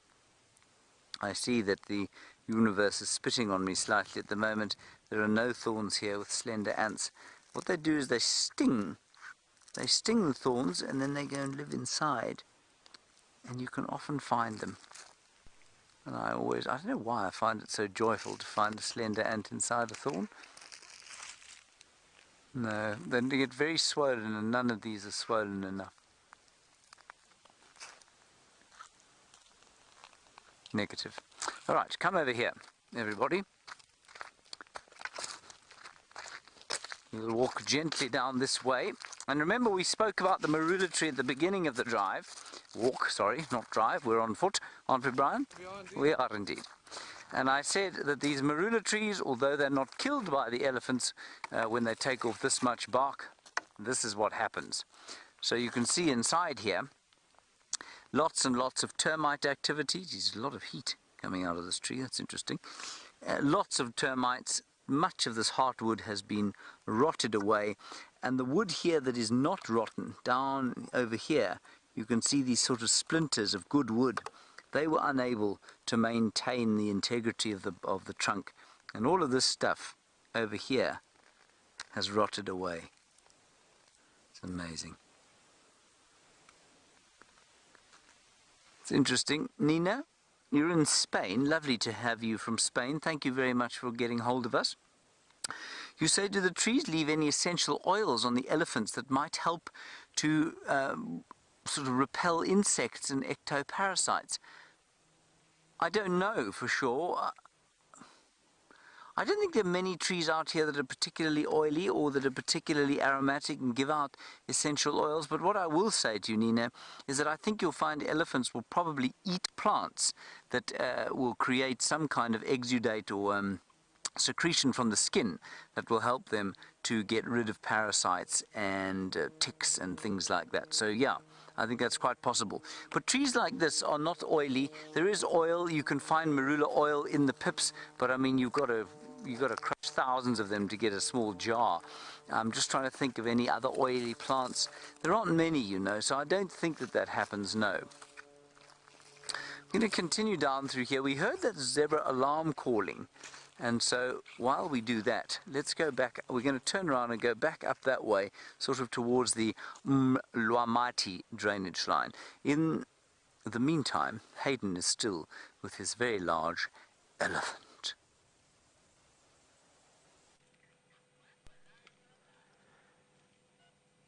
Just a beautiful place to be, sitting with these creatures. They haven't really even... They notice us, of course, but they're just completely relaxed. This little one getting a little bit closer.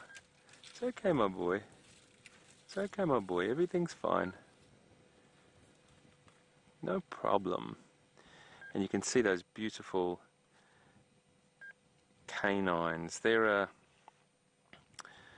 really beautiful thing. Those are continually growing. They're modified incisors. Sorry, I do apologize. I meant to say incisors. Incisors that are continuously growing, those modified incisors, and they are tusks. That's what we refer to as tusks, and they will grow throughout the elephant's life. Sometimes they might break one off. They use them for all different things. That female up behind there, Gendre, just coming through your shot, interestingly, she just stopped and took great attention to that area, and then we just had a herd of impala run from that area. So we're just going to keep an eye on what's going on there. I think she's the matriarch. She's a very big cow. You can see that behavior there, what she's done. She stood up, very tall. She's got ears flared a little bit. She's just taking note. I mean, it could be anything. It could be something that's just a noise that she's heard. It could be a bull approaching. There's loads of different things, but there was no sort of mass hysteria. But she did turn around very, very quickly, and it might have just been the impala running through as well. But she's a big, big female.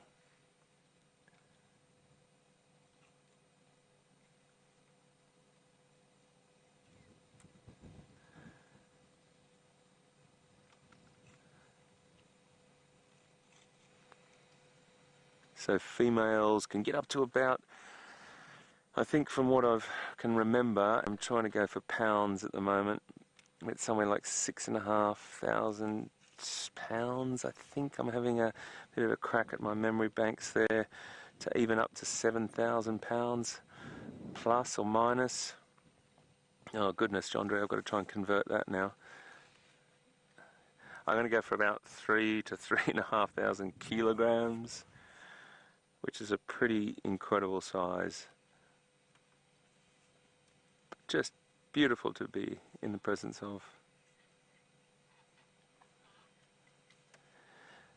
Mark's just asked an interesting question about why does she lift her feet up sometimes. Elephants, it's a real characteristic elephant sort of thing they do. They lift up a leg, they'll just prop it up, a little bit like we might just stand and cross our legs, you know, when you just change your footing. They might be resting, taking a bit of weight off those immense shoulders. Like the weight that those shoulders and those front legs have to carry is quite incredible. That's where all the weight is. That's where the skull is. That's where the tusks are, and that incredible tool, their trunk. So it's the heavier end of the elephant. So they've got, sometimes they just take their weight off their feet, they move them around, they prop them up, they stand with them kinked. You often see them with their back legs crossed, as in a comfortable stance. So that's what they do it for, we think. I don't speak elephant, and I don't actually know anyone on the planet that does, but we gather that that's what they do it for, just taking their weight off different feet, and they might be on a little bit of an angle and just resting, really. But I just want to share with you how simply beautiful it feels to be sitting here.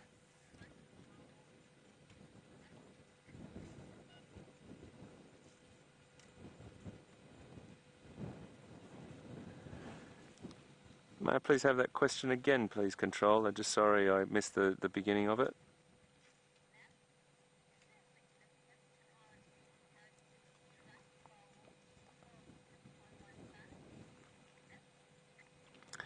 Got a question from Nina. Is there a significance to the way an elephant carries its trunk while it's walking? You know, I'm not sure about that. I'm sure elephants carry their trunks they do loads of different things with their trunks, and I'm sure there's an incredible amount of things that they do with it in particular ways that they either hold it or use it. A lot of it could be communication, body language, loads of different things. But when they're just walking, they normally just hold it straight down. Sometimes you'll see them with a little bit of a snaking sort of pattern on the road in between their footprints, which they drag their trunk and they flick it sometimes, and loads of different things that they do. But I don't know of any significance of a particular way of walking to benefit them just while they're walking with their trunk. We have seen a couple of interesting elephants here, though I will mention that they've either had an accident it might have been a snare around their trunk and they've lost the tip of their trunk. We did have an elephant here at one point that came in, I think, from Kruger, and he only had probably about 2/3 of his trunk, but he was still a fantastic looking elephant, big boy. So he'd gotten through life. They're incredibly intelligent and incredibly adaptive, but he'd gotten through life. But that trunk is everything. That is the most incredible tool for them, and it's equipped with 2 sort of finger-like projections for handling really, really small objects, and it's a very dexterous tool. But thank you for your question, and thanks for being on board today.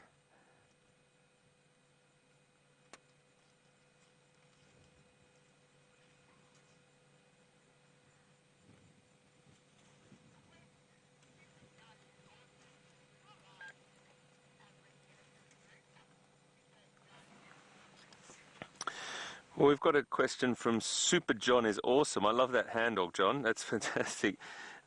Super John is awesome. We've got a question from you that you're asking what's the average size of an elephant herd? Look, it really does depend, John. I've just come back from Namibia where I saw a group of 100+ animals coming to a water point, and that does happen in times when water is scarce. You'll have several family groups joining up. They may be related in some way, shape or form down the line. They will remember family members. You do see a lot of greeting and carrying on, socializing when they do meet, and excitement. But on average, these elephants sort of pick up groups sort of between 7 to 11 individuals, sometimes up to 15. And then Jamie saw a herd much, much bigger this morning, but it could have been a couple of family groups. So they're called there's a sort of a term for them called bond groups, and they may be related, but they may split off and then just meet each other occasionally at water points and things like that. So roughly about 9 to 11, I would say, is an average size group, but it can get bigger or smaller, John, depending on a lot of things. Thanks for watching us, super awesome John. Or John is super awesome, I can't quite remember, but it's a great handle which one it was. Super John is awesome. That's great.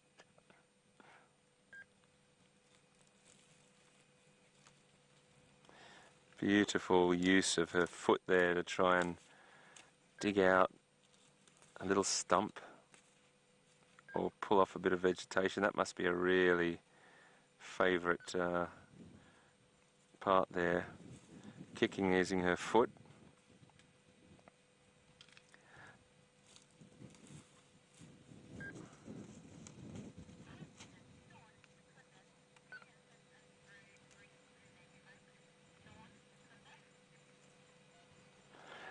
We've got a question from Sean Secunda. Hello Sean, nice to have you on board. Do elephants only breathe through their trunk, Sean, you're asking? Well, exactly the same as us mammals. They've got the option to breathe through their trunk and their mouth. And, you know, obviously when they go in deep water, they close their mouth and use their trunk to snorkel, what we call snorkeling. But they're mammals, and they have the ability to breathe through their mouth and their trunk. That trunk... a lot of people think, and it's an old sort of tale, that elephants drink through their trunk. Well, that's actually not true at all. They draw water up in their trunk and then they put it up into their mouth and blow it into their mouth. Just such a clever creature. Thank you so much, Sean, for being on board.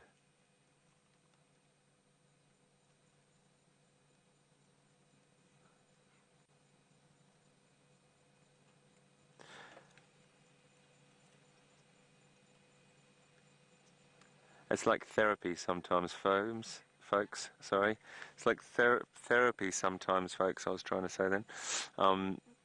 Just being around these animals so peacefully and them just tolerating us and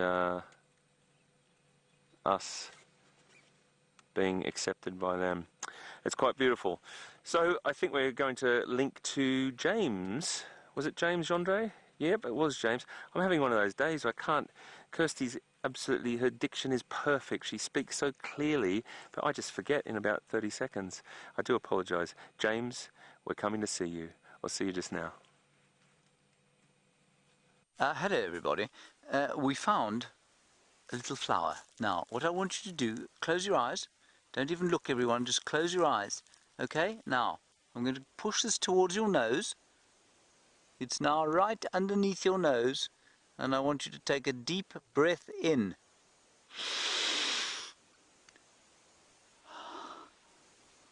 Doesn't that smell amazing? It's like a very subtle sort of jasmine smell, sweet jasmine smell of the Natal Gwari. And I've been looking for this because I found it the other day and I couldn't find it again. And I've discovered that it's only when the flowers open. I don't know if you can see that there. Look at the tiny little indistinct white flowers. They smell spectacular. Like a sort of heavy but gentle smelling jasmine, if you know what I mean. It's no, they're not. It's not jasmine at all. It's lilies. They smell like lilies. They smell like light lilies. It's so nice. It's just such a nice thing to smell at this time of the year especially. Now, come over here. It is my firm opinion that what has happened here is that a fairly large cat has come and scratched the tree. And I think that, I mean, in the same way that your house cat will scratch your sofa and perhaps a scratching post if you've bought it one. Normally, of course, you buy something like that for a house cat and it rejects it outright. But this is the same thing that's happened here. And you've all perhaps seen, or some of you would have seen, the lions, when they're on drive, will walk past a tree like this and stick their claws into it and scratch away at the bark. Now, this is a tamboti tree, which means it is largely toxic to many animals. You might come around the base here And in a grove of tambuti trees like this, you might expect to find some porcupine evidence, or evidence of porcupines. They like to eat the bark from the base of the trees. And also, if you were in an area where there were a lot of black rhino, what you'd find is you'd find a branch like this nibbled off at the end. This one has been eaten off, probably, I wonder, maybe by a... That looks like something quite large. I can only think it was a kudu or an elephant, but I don't know that the kudu eat too many of the twigs. But if you were to find, probably an elephant, if you were to find this thing bit off at exactly 45 degrees, that's what a rhino does. It comes up and they bite them off because of the angles of their teeth at almost exactly 45 degrees. They don't mangle them at the end like that. Then you would know that there were black rhino around. You'd speak a lot more quietly and you'd check the wind very carefully to see if they were around. But they aren't. Okay, let's continue this way. Hello, Jacqueline in Savannah, Georgia. I do like to say Georgia in that accent. I'm sorry about that. I just can't help myself. Georgia. I had a friend from Georgia. That is not relevant to what I'm supposed to tell you. You want to know... you want to know what the easiest animal to track is. Jacqueline, the easiest animal to track is probably, if you're learning to track, is a rhino. And even someone with my skills is able to track a rhino.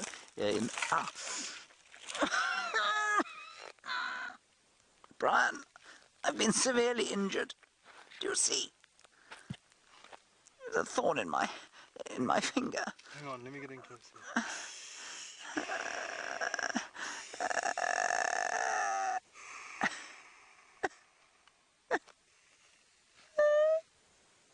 Okay, enough of that. I will get it out eventually. It's really very sore.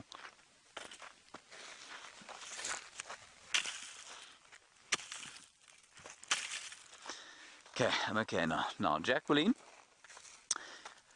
I will now finish my story to you. A rhinoceros is nice to track because they've got nails on the front of their feet. They're very heavy, and so they walk. Unlike an elephant, which is heavier, but very soft underneath its foot, so they're difficult to see when they're moving. A rhino has got these toes, and so you can see where they move, the nails on the toes. They also drag their feet. So if you're walking through grass, especially wet grass in the morning, or perhaps the grass next to a watery pan, they drag their feet a bit. And so you can see the path that they've woven through the vegetation. Unlike an elephant, which kind of walks like that, and they're astoundingly more difficult to catch. Well, you can't really catch a rhino either, but you can track them. Let's head back across to Hayden. I'm going to seek first aid assistance.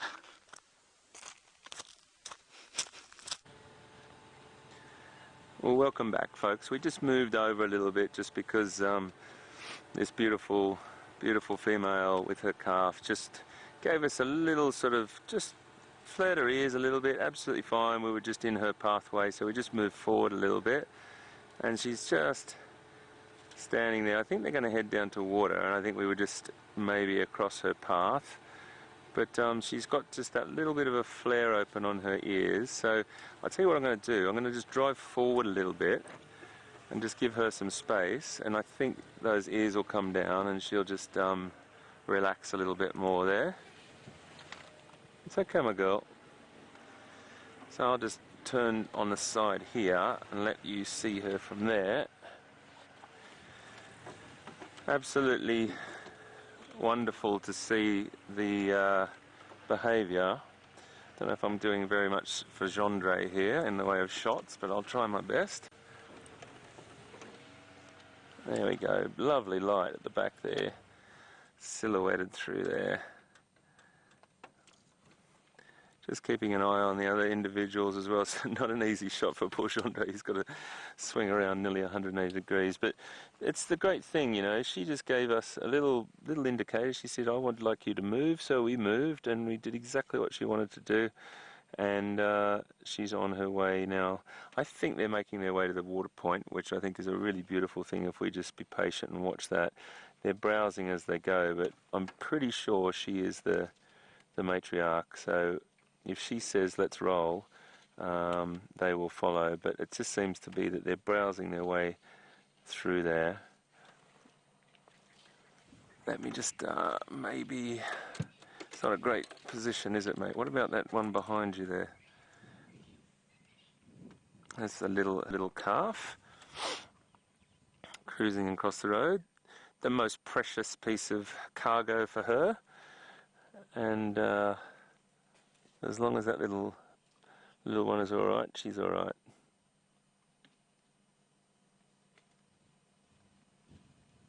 And the interesting thing about elephants as well, I've always said that, I'm sorry, I'm just fixing my microphone here, folks, so I do apologise about a little bit of scratching you might hear. One of the things I really like to compare elephants, well, not compare, but one of the things I think we really relate to elephants because of, or a few different things, is that we've got a similar lifespan. We've got quite a long life for a mammal. Elephants have got a long life for a mammal. We have quite a long gestation period for a mammal, 9 months, and elephants a lot longer, but it is long as well. So we carry our young for quite a while. When we do have our young, we care for it, we nurture it, just like elephants do. They really take care of each other, they take care of the family unit. The family unit is made up of the most experienced female normally, surrounded by related females and their offspring. And sometimes a youngster or a bull trailing behind if one of the females is in season or ready for breeding.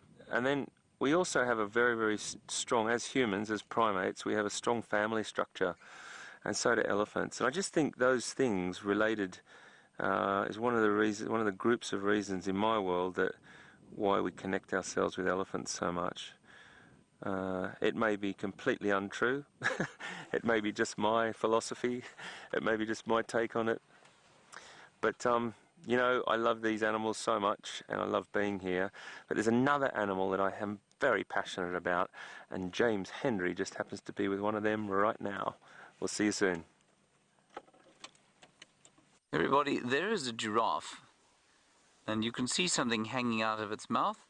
That is unquestionably the leg bone of an antelope. And I think it's unlikely that he's going to swallow it. When I say that now, it's fully in his mouth. Now there it comes out. And he's sucking it. It's got a whole lot of phosphorus and calcium in it, and that's what he's eating. I don't think he's going to swallow it. He's probably just trying to chew bits and pieces off it because the molars are well back in his mouth there. It's not uncommon to see this in the winter time. It's just, I mean, it's always incongruous. If he swallows that, he's going to choke. It just looks so incongruous because you don't expect them, of course, to be eating bones. There it is. I can actually hear it. You won't be able to hear it, but we can hear it going.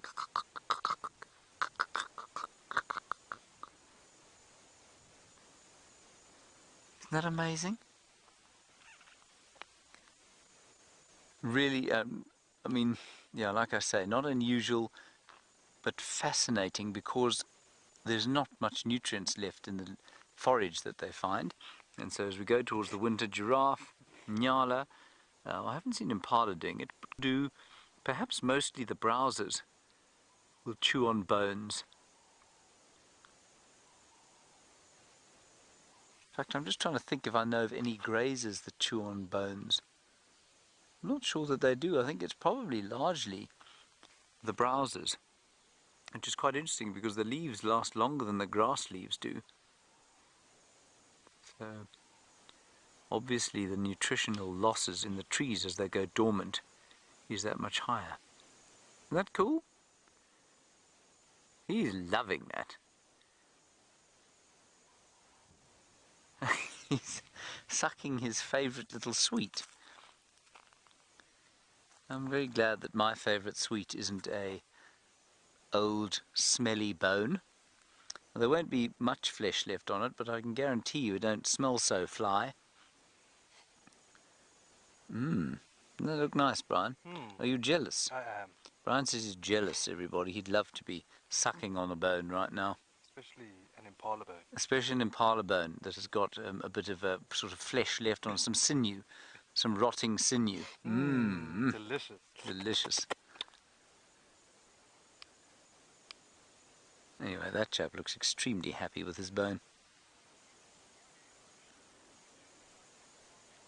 And he's watching us there. So he can see us probably, not very clearly. We're in very good cover here. Now, Donna, you say, do they produce a lot of saliva? Yes, they do absolutely produce a lot of saliva. And I would suggest, if you want to see how much saliva they produce, go and just Google a couple of clips of giraffe manna where those animals stick their heads in, or the giraffes stick their heads into the breakfast room, and you will see how much saliva they produce. I think also the saliva helps them, or helps protect the tongue against the incredible thorns that they are forced to eat in amongst. And likewise, I mean, that is amazing to watch.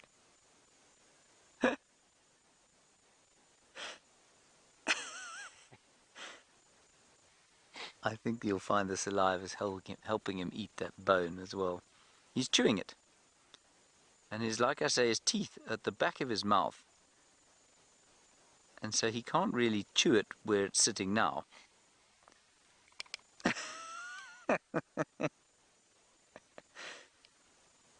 And there he's standing next to a ziziphus bush there, which has tremendous thorns on it.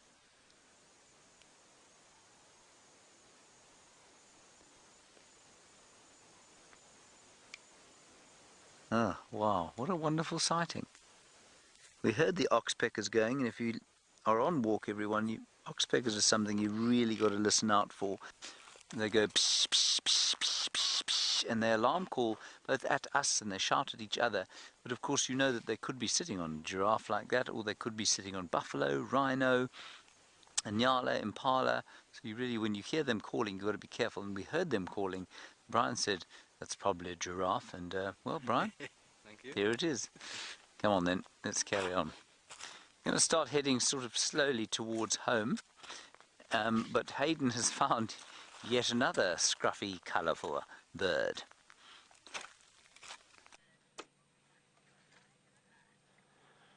We certainly have found another scruffy, colourful, beautiful bird. It's the same one, but it's a much better picture this time, and Gendry has got it framed beautifully. It's a crested barbet, the little one that we saw before. Scruffy, but beautiful.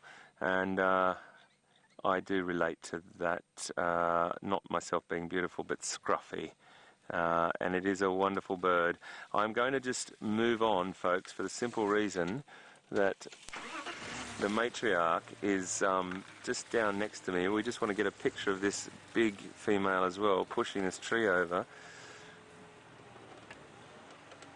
And her little one just moved out of the way for it, but we've got this is a much bigger herd than we thought. I want to stay ahead of them, but they are moving to water. So I really would love to get up to the water point in a second. I'll just let them get settled. Everyone all right with us being here, my friends?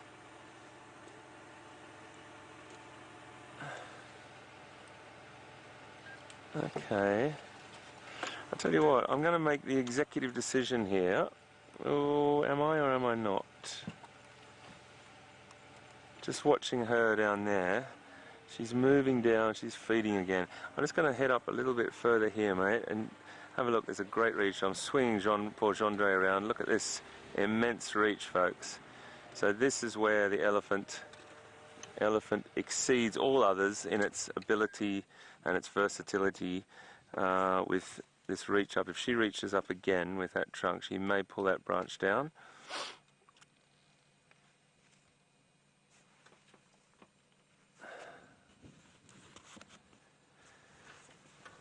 She may just pull it down. I'm not sure if she's going to do it, but she nearly did.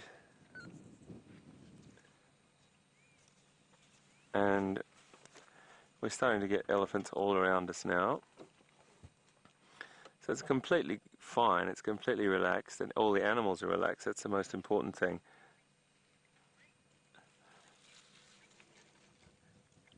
So I think from one elephant herd to potentially another elephant herd, I'm not sure how many Mr. Brent Leo Smith has with him, but he has some elephants drinking at Buffelshoek. So I think we should cross over and see what he's up to, and we'll stay with this beautiful family breeding herd here and see how we get on.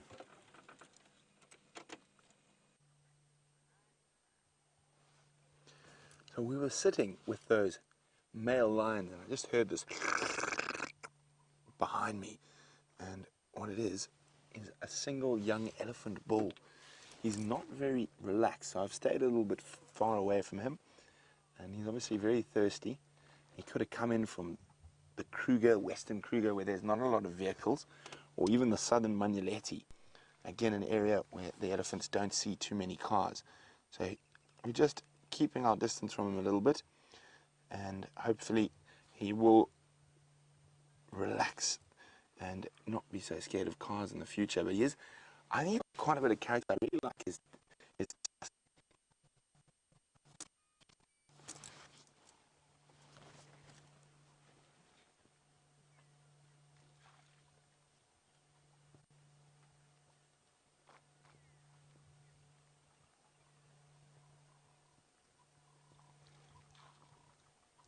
very peaceful, spending time with Ellies.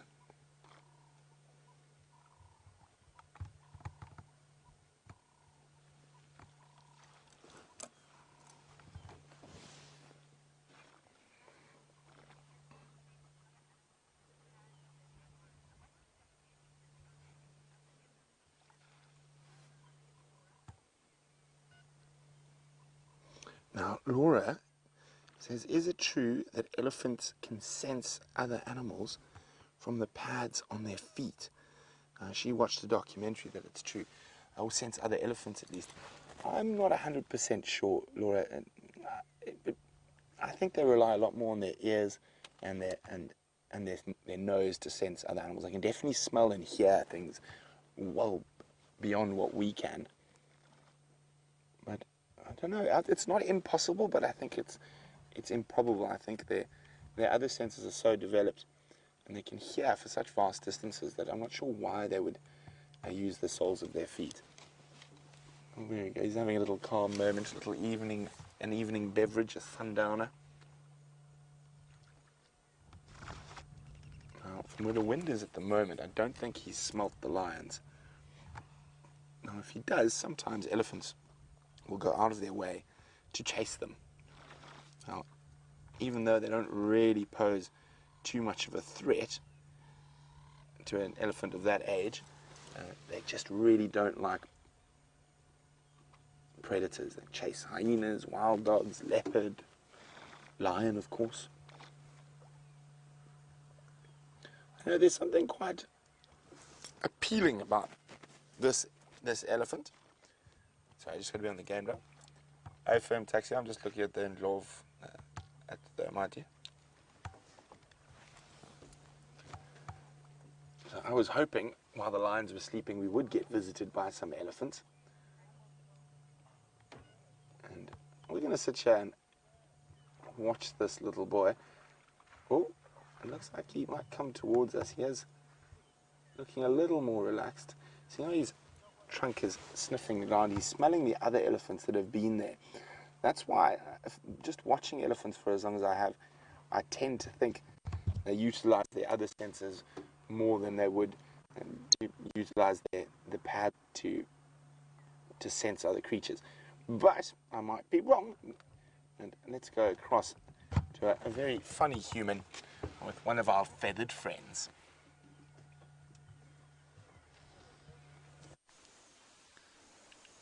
Brian, do you think it spotted us? I don't know. I'll slide a bit again. There it is.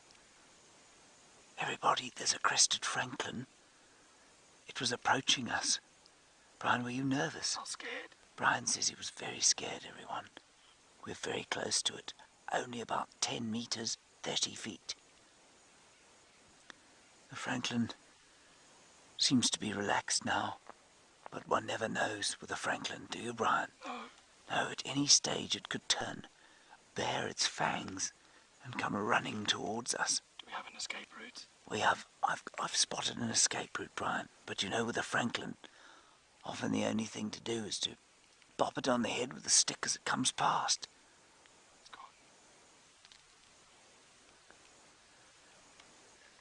You got it?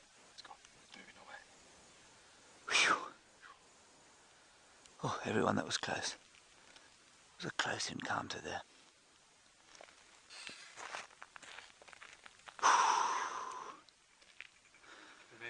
let's carry on.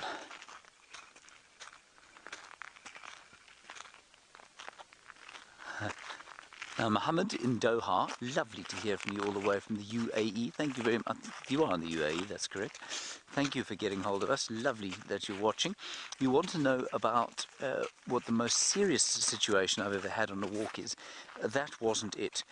We were being completely facetious. Sorry, scariest situation on a walk. Mohammed, I'm not really sure. There's a steenbok running there. You know what, Mohammed, I'd say that the scariest times I've had have not necessarily been the most dangerous. The scariest times I had was when I was training and I wasn't familiar with animal behavior. I didn't know how animals would react, and I remember the very first big game that I ever saw on foot on my own was buffalo, and I was on my very first day on what we call the unarmed walking, where I used to work. There's some elephants moving around here. Just going to be quiet for a second. I think they're in this very thick vegetation on the side of the river, and so we're going to move off sort of towards the sun.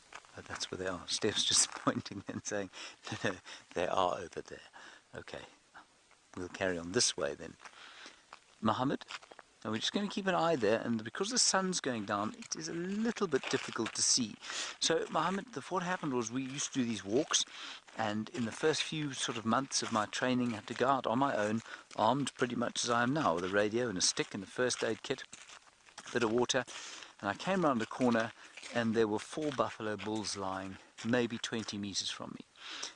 Now, they were in the open, they weren't cornered at all, they didn't see me, but I got such a fright. It was the first time I'd ever viewed anything on my own on foot. So that was much more scary to me now than seeing the elephants we saw today, because I'm now a little bit more experienced. That's not to say we don't have some scary experiences, but I'm also much better at avoiding situations that might be scary. Okay, we're going to link across to Brent. I think he's got some lions. Let's go there.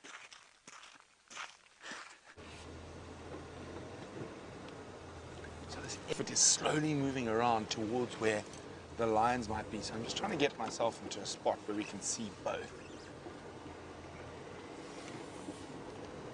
So the lions are snoozing just off to the left. The elephant's going to appear around this little pinnacle of bush. There are the lions. You can just see very tired kitty. And I'm pretty sure they're aware that the elephant is here. There he comes.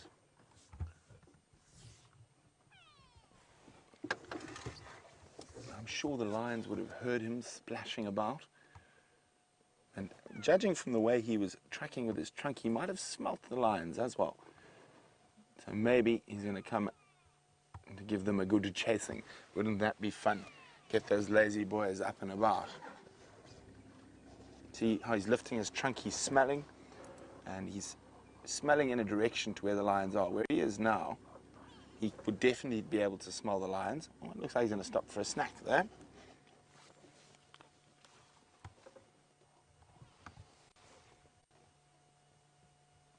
Isn't that beautiful? Lovely long ivory, quite thin, but beautiful nonetheless.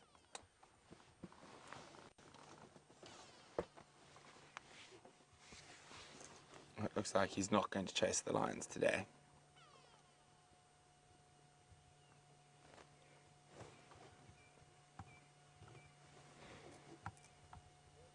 He's had his fill with a drink, and he's going to move off to carry on feeding.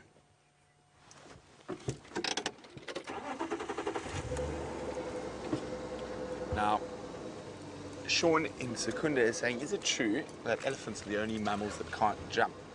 Well, Sean, once they're an adult, probably yes, but when they are younger, as we've seen with some of the little elephants we've had here, they do happen to leap. We've seen that one jump up onto its back legs, but I suppose in true forms jump, elephants can't really jump, I'm afraid.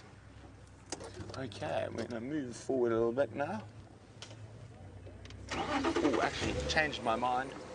Sleeping lions, dust bathing elephant. I think we're going to go with dust bathing elephant.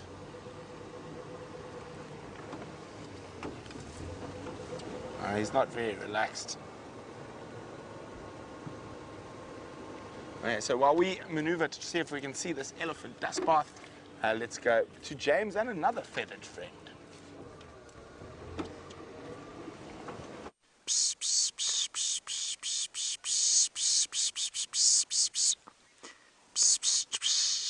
Right, everybody, we're trying. I'm not just being ridiculous. We've got there a rattling testicular. It's very close by. It's only about 5 meters away from us, 15 or 16 feet. Very relaxed. It's so unusual. I'm going to try and call it out a bit more. Have you got it? Isn't that cool? Oh, there it is.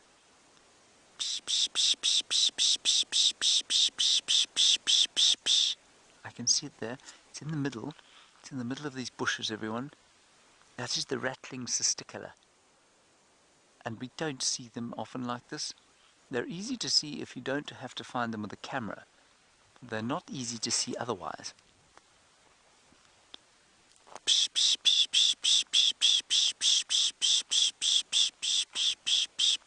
I know you're... There it is. It's gone. There it is. You see it? In that kind of dead bunch of thorns.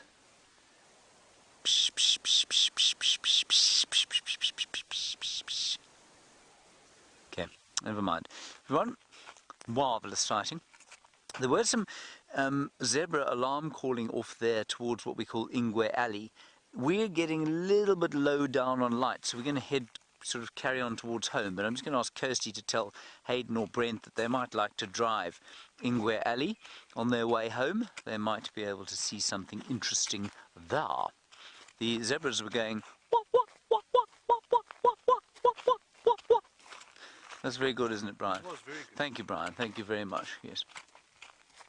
That's what they were doing. Sorry, what was that, Kirsten?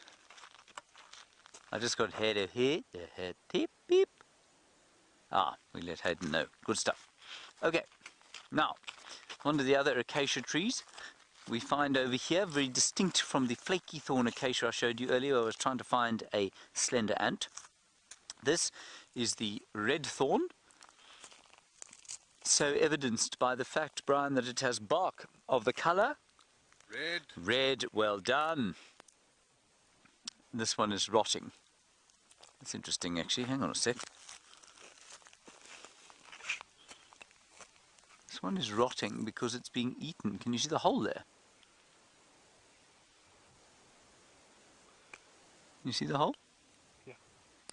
Now, what is quite nice here, I'm just going to get in your way, everybody. Don't worry about it. In fact, I'm going to break it off.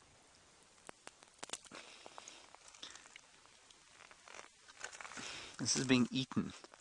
It's being eaten by some kind of larva.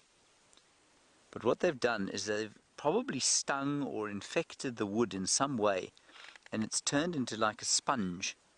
It's discolored yellow, and it's turned into a sponge, and I'm sure whatever it is that was in here is eating that sponge. They've created sort of some food. It's almost been digested outside of the body, and then they will have eaten it. Now it's like a sort of very powdery sponge now. It's actually fascinating. Ah, very interesting, everybody. On we go. Come on, Brian. Lights going. Let's move. Right, Hayden has got some more elephants, I believe, to show you.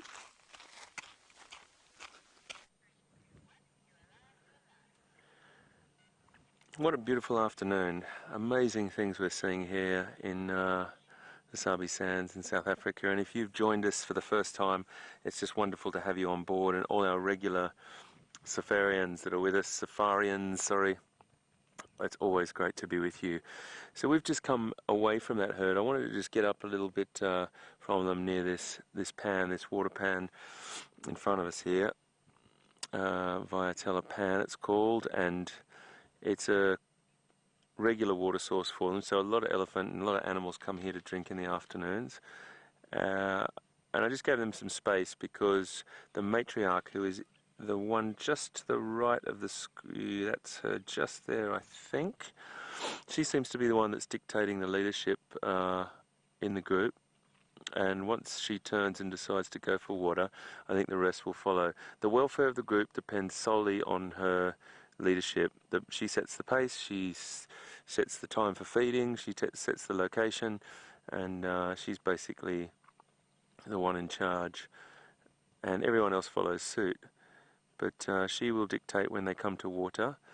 And I thought they had something we call the water walk, which is this lovely sort of little amble they get in their step, as a few of them are walking down that hill and just beyond where the sunshine is on that vegetation. And then they stopped and they must have gone, oh look, just one more bite here, this is very, very nice. But they may be there for another half an hour, so we're just going to sit here and watch them for a bit and just give them another 10 minutes. But it's a beautiful scene just to be sitting here watching these animals feed. And we will go down and have a little look. Just down the way is where there's been a few reported zebra alarm vocalizations, just not very far from where we are. And we will go down there, but I really wanted to see them come to water, so we are going to give them about another 5 or 10 minutes max. See how we get on. We used to have a hippo in this pond here, or this water point, and now has moved on. A lot of the water dried up. You saw how much water was in Buffelshoek Dam just then with Brent, and maybe you can have a look at that when we go back to him just shortly. But there's not a lot of permanent water on the reserve, on this reserve, Juma. There's 2 points, but a lot of animals come here to drink. So what we'll do is we'll wait for these guys a little longer, and we will cross over to Brent, who is with the species that is so important on this International Lion Day. We'll see you just now.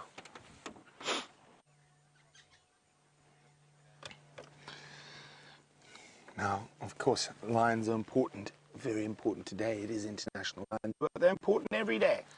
Now, I have to spend a lot of my time looking at them, or in a lot of cases, looking for them.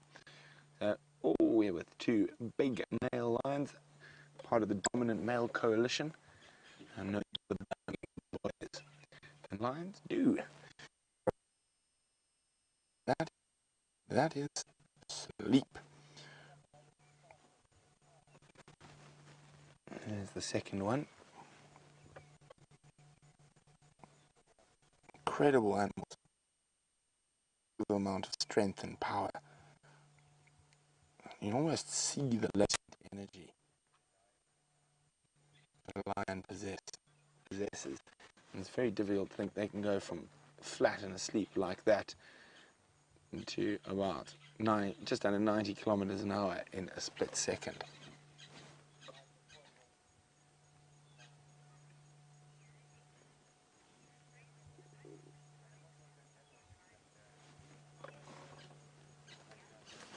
Well, we've got a lovely message for the Birmingham boys from Mia, who's 4 years old. Mia would like to tell the Birminghams that happy International Lion Day, you are my favourite.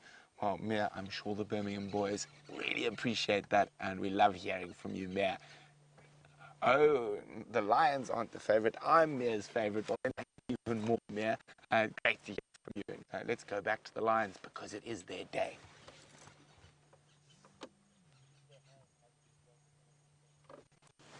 Now, what I'm hoping is that they are going to get moving, and the sun is starting to put on the western horizon.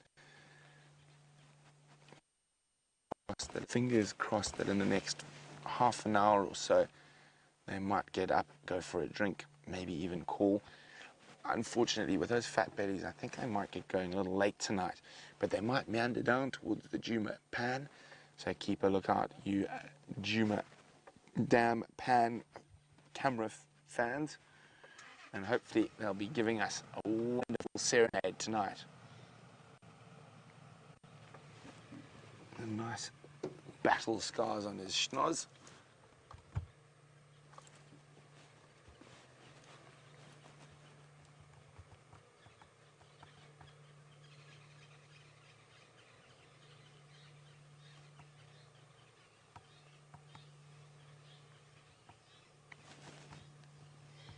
Oh, there's a little bit of movement. First movement we've seen in a bit. And yeah, flick, a slight roll over. Hopefully these, oh, there we go, these big birds are going to get moving shortly. But one must remember, we are live in the middle of the bush.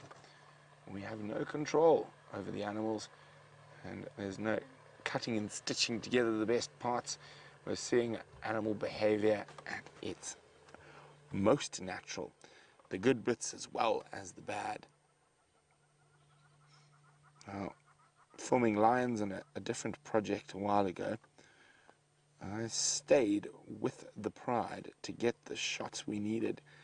And we used to spend all 24 hours with them, and 2 of us, and we used to take turns napping, and the other person used to have to stay up in case the lions did something.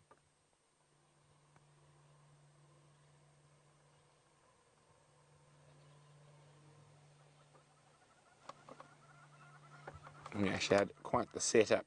So one would be napping in the back under the camera tripod, while the other would be reading. Normally we did read a lot out there, and keeping an eye on the big cats.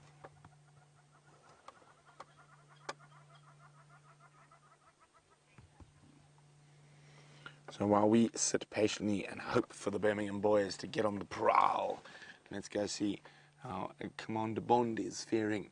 He's going to have to be heading home quite soon as the sun dips. I think there's a pellet. Hyena. I nearly misinterpreted this, everybody. I thought for one second. Brian, that was very artistic. Did you like that, everybody? Brian being on the sunset. Very nice, Brian. Well done. What we have here is what I thought was an owl pellet, because I saw it was under a tree, but it isn't an owl pellet. And then I looked at it a bit closer and I confirmed with Steph, it is a hyena. It's hyena dung. Now, what's interesting here is that, well, there are a couple of interesting things. There it is all there. First of all, keratin, which is hair, that's what your hair is made of, is indigestible. If a hyena can't digest it, you can be fairly sure that almost nothing can. Certainly no mammal will be able to digest it. Yes, there will be the odd beetle that can perhaps digest keratin. Those keratophagous moths, we know, are able to do that. Then, in the middle, you'll find these little bits of bone. And normally, what they are is teeth. But this isn't teeth. These are very small bones that have somehow managed to get through the digestive system without being eaten, and I don't know how that's possible. You know what that is, Brian? You see the bit there that I'm pointing at? That's a bit of the skull. That's a bit of the inside of the brain, I think. So interesting, maybe the skull bones are slightly less digestible than the rest. What this could have been, I don't even want to try and guess. But the other thing is that obviously when a hyena's dung comes out, it's a sort of paste. It's a green paste that goes white in the sun because this calcium oxidizes, and calcium oxide is, well, it's white. But you can see that's been eaten. The calcium oxide has been eaten away probably by dung beetles. This is not fresh, obviously. It's been run over many times.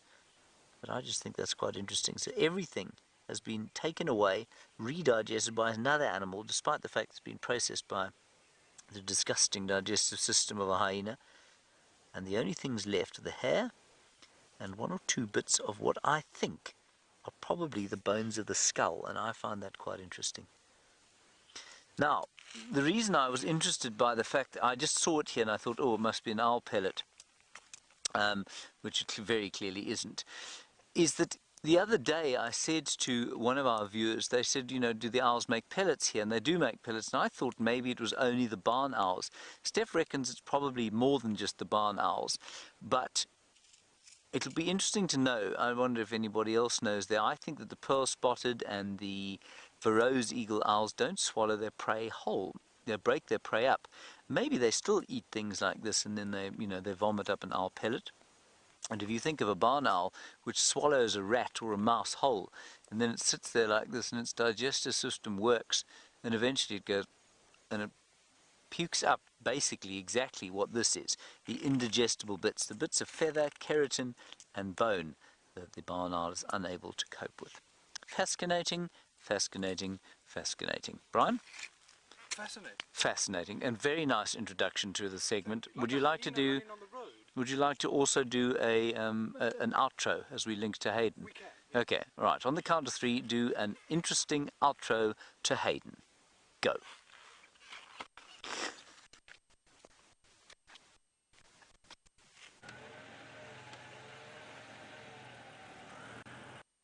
Folks, we've just come along this road called Ingwe Alley, and Ingwe Alley is basically Leopard Alley.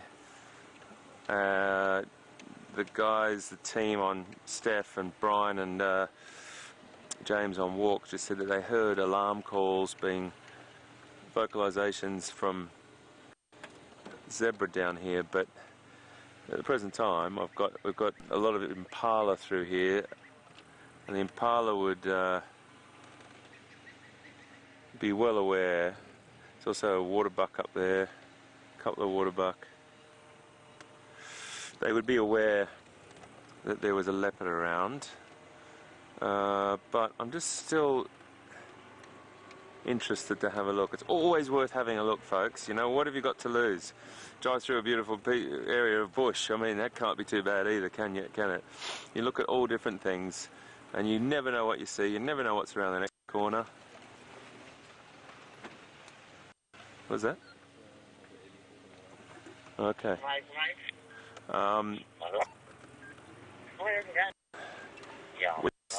Just let me turn this down. The Game Drive channel. Got another elephant herd up here as well. So we did leave our elephant herd. I'll just button off for a second. We did leave our elephant herd because we thought that they were settled into that vegetation. We thought we're so close to Ingwe Alley, we're going to take a quick trip down here and then go back and try and see those elephants come to drink. Gendre made that executive decision. So if we get back and they're finished, they're wiping their mouths and walking off. So what we'll do is we'll carry on. Let's get back over to Mr. Brent Leo Smith and see what he's up to with those lions, and we'll come back to you just now.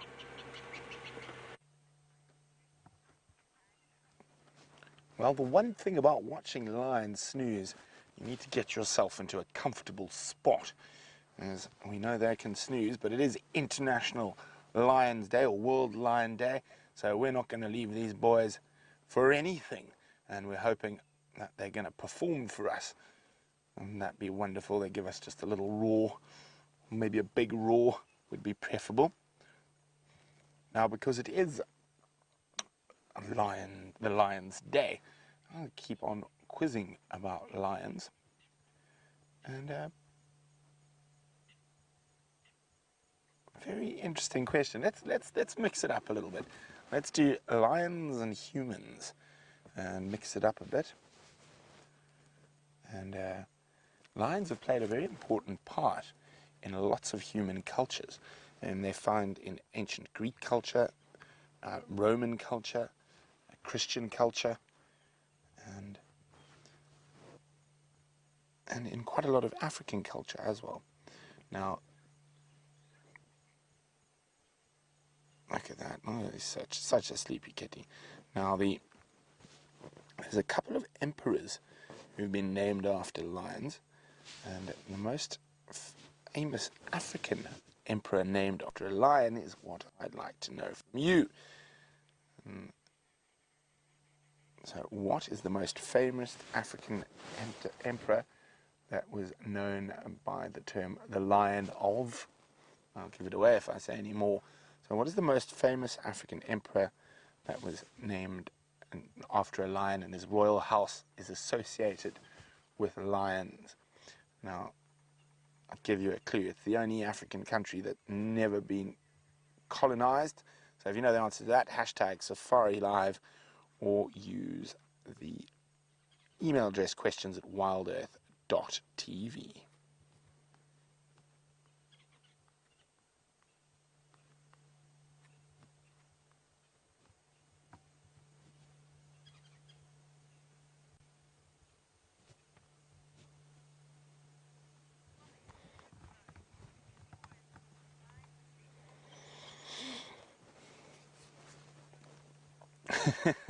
Chris Rogue says, if sleeping were a sport, lions would take all the medals, the gold, the silver, and the bronze.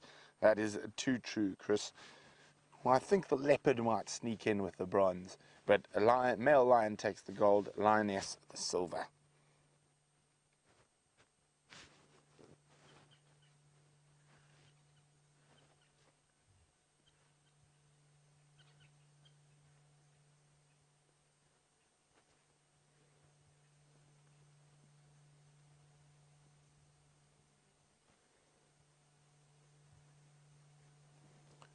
All very peaceful. I was hoping that some poor creature might still. He opened his eye.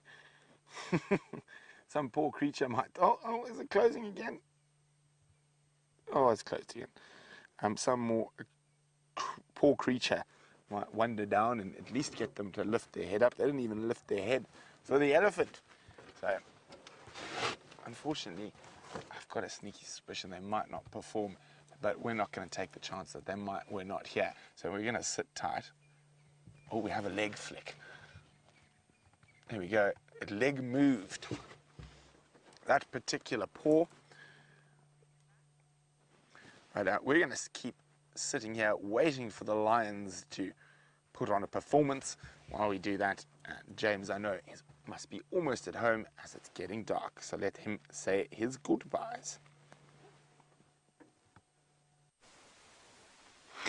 Trying to find out if this is actually an experience worth doing, everybody. You hear of people being tree huggers. Brian, have you ever hugged a tree? I have. Brian has hugged a tree. Do you think it's a pleasant experience? Very much so. It is actually. It really is surprisingly pleasant. Well, everybody, I'm going to hug this tree for a little bit longer. Thank you for joining us on our walk today. Thank you to the jellyfish. There it is. And we will see you tomorrow morning, of course, at 0600 to 0900. Beautiful symmetry about the days as we head towards the equinox in the middle of September. We'll see you then, and stay safe and happy, and thank you for all your questions and contributions today. Bye-bye, and we'll go back across to Brent and the lions.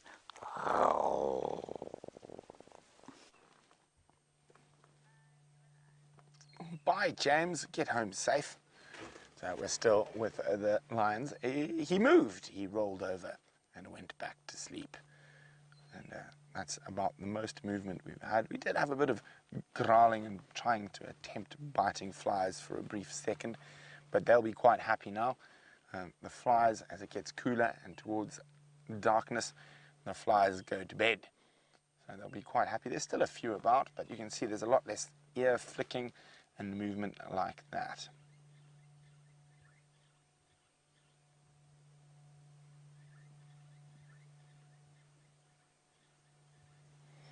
Now, of course, we're talking about lions and people. They spread through so many different cultures.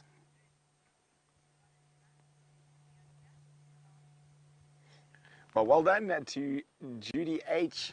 and Wild Earth Girly, who I thought it was going to keep you guys going for a bit longer, but obviously I'm smarter than me. It is indeed Emperor Selassie, and he was called the Lion of Ethiopia. And it was the only African country not to get colonized. But if we look through culture, you've got Richard the Lionheart and the Crusades, Hercules, the Nemean lion. I'm trying to think now. I know there's quite a few different provinces in India and the different sultanates who took upon lions as their emblem. The Chinese, even though lions never occurred there, had a fascination with lions. And it's often depicted in Chinese art. So incredible. The only lions that ever got to China were actually caught in Africa in about, I think it was 1600 and something, maybe even 1700, and they were taken. We could have even been before 1600, and there was a great menagerie in the emperor, I think it was the Jade Palace, I might be wrong, but there was lions, leopards, elephants, both Asiatic and African, giraffe, and giraffe was also one of the Chinese emperor of the time's favorite animals. So we would have got on well with HT. Have we got any more movement? No, we don't.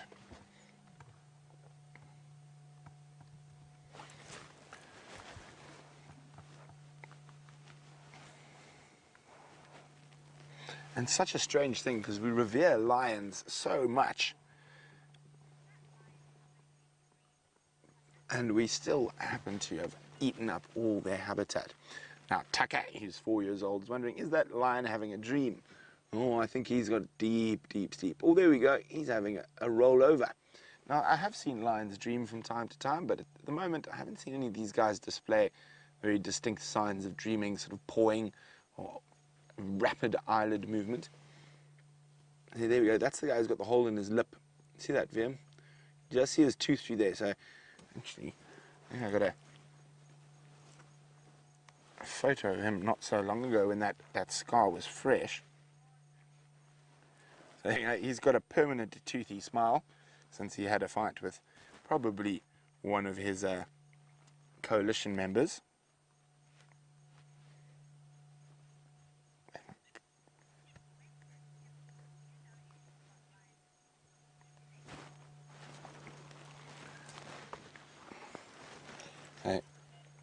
Speaking of a lion's teeth, Kimberly is wondering, do they lose their teeth, and do they have adult teeth and children teeth?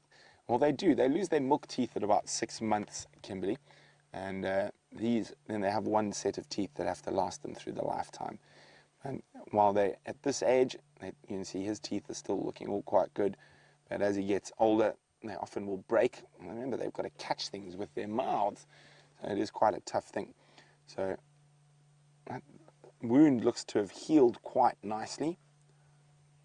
If we have, okay, we'll just have a, well, when we get back, we'll have another look at the wound that was on his face. But in the meantime, let's go to HT and Ellie's on the drink.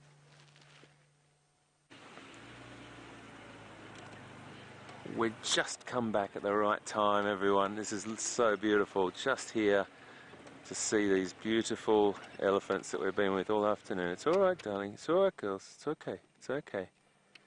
Just us. Everything's fine. And what a beautiful afternoon to finish with a sight like that. Wow, wow, wow. The breeding herd, 2 of the animals have just moved off. I'm just going to double check where they are. Yep, they've just moved off and started feeding again, but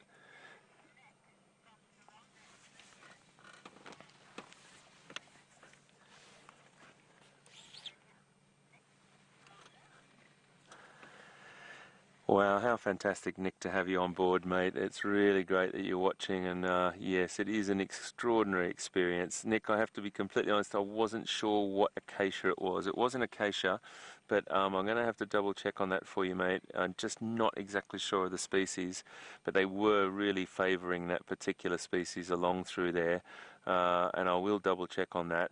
They did have a little bit of a feed on a species called Combretum as well over there, so they were sort of mixing between the two, the acacia that they were really favouring and Combretum, but also picking up loads of little different pieces of bark and roots from different, we saw one just eating different species of grasses before as well, so it's a real smorgasbord for them, and this is a great, great scene to finish on. Nick, how lovely to have you on board, mate. Really fantastic, buddy, and to be talking to you from Africa.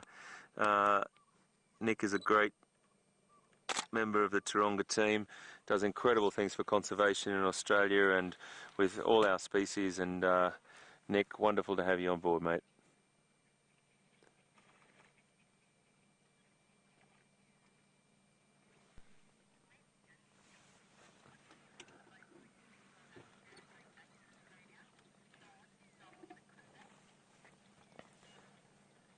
What will I miss most from leaving South Africa? Sean Secunda. I think we got a question from you before, Sean. Really lovely question.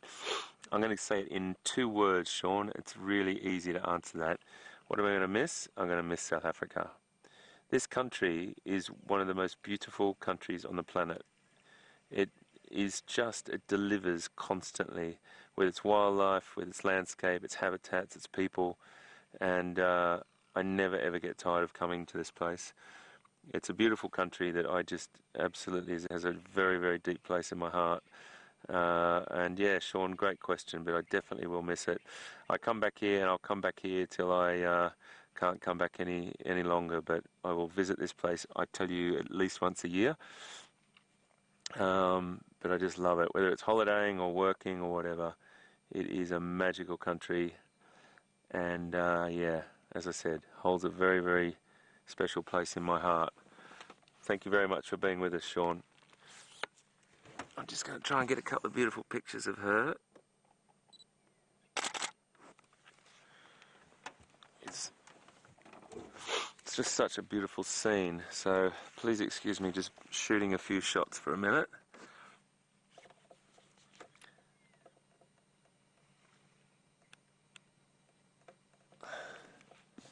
And that is the matriarch we're looking at here. They're the leader of the team, the breeding herd.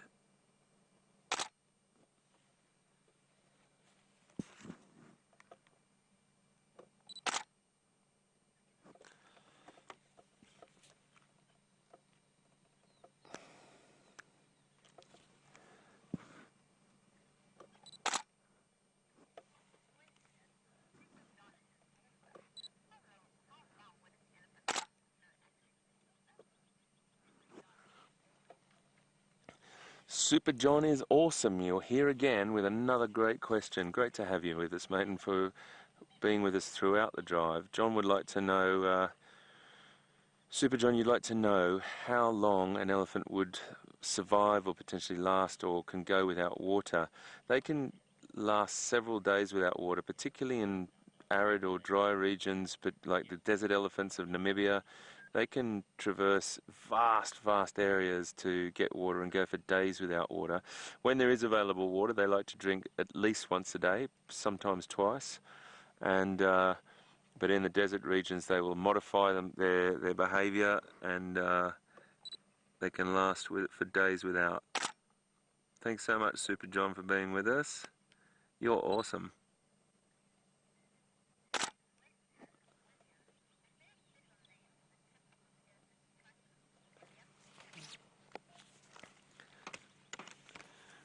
William's asking a question, is there a special name for the tip of an elephant's trunk? I've always just referred to it or heard it referred to, William, as the trunk tip.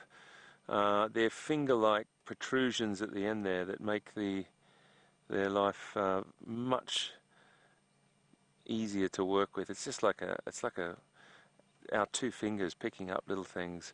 She's just checking us out. Just going to lower my voice a little bit here for her. It's okay, my girl. All good.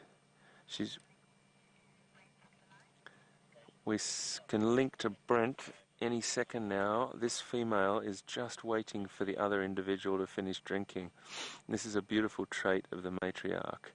She will wait until the other one is ready to move off, and then the other one will move off. She's actually giving the other one the message to wait, and look at that. That is just beautiful. Just beautiful behavior. They could be very closely related. They could be sisters. We don't even know, but very closely related. And she just waited for her to finish drinking and then said, let's walk off together. So on that note, folks, let's cross over to Brent and see what he's up to. And we'll see you just now.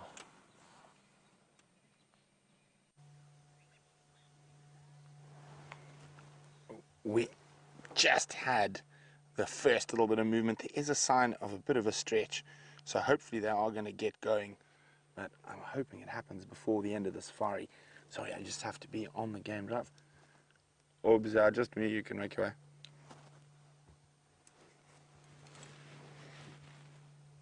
Yeah, the odd little fly we can see fluttering about, but most of those biting flies have gone to bed, much to the joy of the male lions, I'm sure.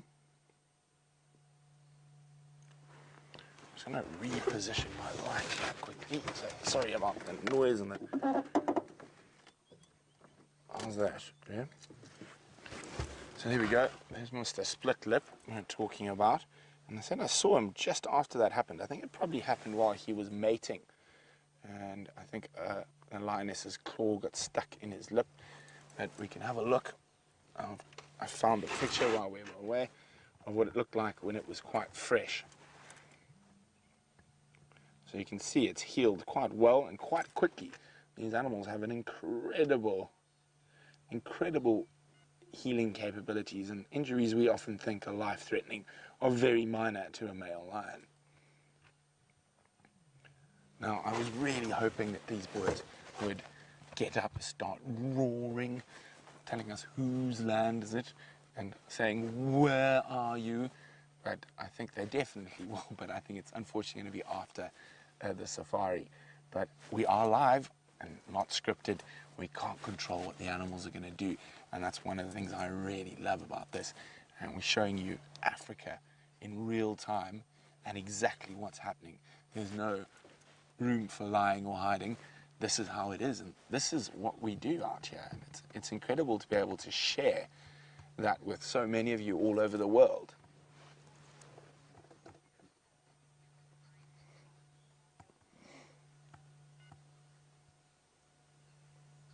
Dawn is wondering if I roared, would the lions respond? Dawn, I wish. My lion roar is not quite good enough. We can try, but I guarantee you they're not going to do anything. As you can see, not even lifting a head. I think my timber's off. Now, you can hear, with our human ears, which are not very good, you can hear a lion roar from about, probably on a very still night, over 10 kilometers. And a lion can hear from even further. Their hearing is incredible. Often you'll be sitting with lions like this, completely flat, and they'll pop their head up and suddenly just take off in a direction. And what that is, they've heard possibly another male. Oh, there's a stretch lion in the distance, and they're on their way to respond to that. And I only know that for a fact because I've followed them from when they've got up and started running all the way until they went and had a fight with another male. But while we hope and keep our fingers crossed that these male lions are going to roar before the end of the safari, Hayden's got an interesting gadget to show you.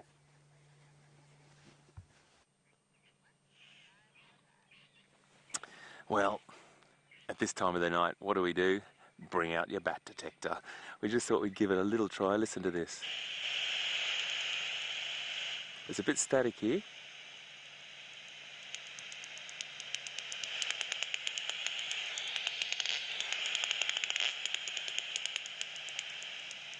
Isn't that fantastic? So that is the sound. That is the sound.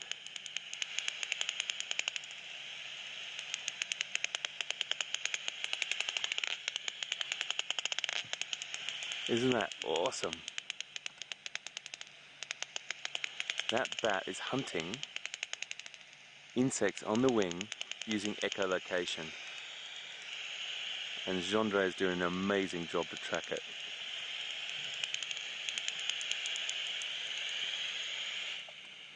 Isn't that great? I just wanted to do it every night. I just get such a buzz out of it. Sorry, it's just the biggest fun for me. So just ever so quickly, because we've got to get back to Brent to say farewell. And if those lines are all while I'm doing this, this is going to not go down well. Ever so quickly, they're using echolocation to hunt high frequency well above our audible range. This little machine takes that frequency and mixes it with another frequency and sort of Gendre tells me he puts it into some harmonics, and then it comes out an audible sound for us to hear. How brilliant is that? A little tidbit of information that I just got on from a bat conservation group recently. A British bat was just recorded, and listen to this, just recorded flying 2,500 kilometers in a migration type of a thing, Lithuania in Europe to the north of the south of England. 2,500 kilometers, which is about 1,500 or 1,600 miles. That bat weighs about the size of an English pound coin. It's about that big. Absolutely astounding stuff. I've loved being with you this afternoon. We will have our last school drive tomorrow morning. Can't wait to be with you again. Let's cross over to the wonderful Brent Leo Smith and let's, come on, have a line roar on International Line Day. Thank you so much for being with us. From Gendre and I, we'll see you tomorrow.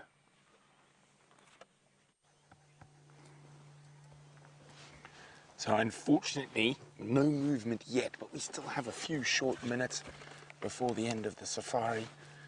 And hopefully they decide to give us a roar for International Lion Day. But I'm afraid I think it's only going to be in an hour or so, just judging from the amount of movement they've done. There hasn't been the stretching, the yawning, the urinating, the defecating, which are always good precursors to them getting up. And look, still very, very comfortable, schnoozing away. But of course it is International Lion Day or World Lion Day, so we are celebrating lions, and they are incredible creatures and definitely one of the iconic animals of the African bushveld, and one of my favorites to follow. Not so much when they're napping, but there's little to beat the massive power of lions on the hunt. And we've been lucky enough recently to see the Nkuma ladies take down a buffalo. It would definitely be quite nice to see the boys do the same. Now, it would take 5 ladies to take down an adult buffalo bull, and 2 boys would be sufficient. They're that much stronger than lionesses. And they've got to be to remain top of the heap amongst all the massive competition with lions in this area.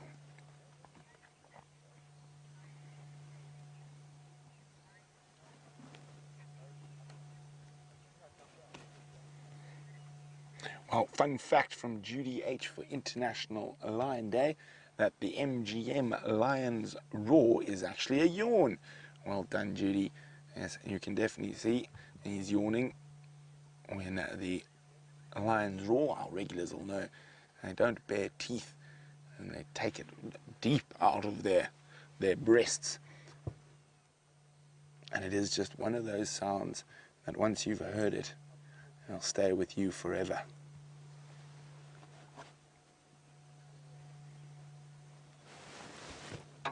Oh, I can hear sandgrouse coming in to drink. Such a strange call. Beep, beep, beep, boop, beep. It sounds like an old 1980s Bond villain, or 1960s Bond villain's computer, as it computes the end of the earth. But from VM and myself, it's been absolutely spectacular having you on the Sunset Safari with us. And lions appeared on World Lion Day, so well done, Birmingham's. Now come on and give us a roar in the last 2 minutes. But I don't think they're going to. But remember, we're going to be doing this again in a few short hours on the Sunrise Safari, so don't forget to join us then, and then again in the afternoon, and again in the morning. Oh, excuse me. We do this every day, 365 days a year, live African safaris from the middle of the bush. But let's go have a last look at the lions as we draw towards the end of drive, and a couple of little lion facts before the end of the safari. The largest male lion ever recorded is from Namibia and weighed just under 300 kilograms. And that in pounds is times 2, 600 and something pounds. Vim, do you have any interesting lion facts you would like to add for Lion Day? Oh, I caught Vim off guard. That doesn't happen often. Vim normally catches us presenters off guard. It's one of his favorite things to do.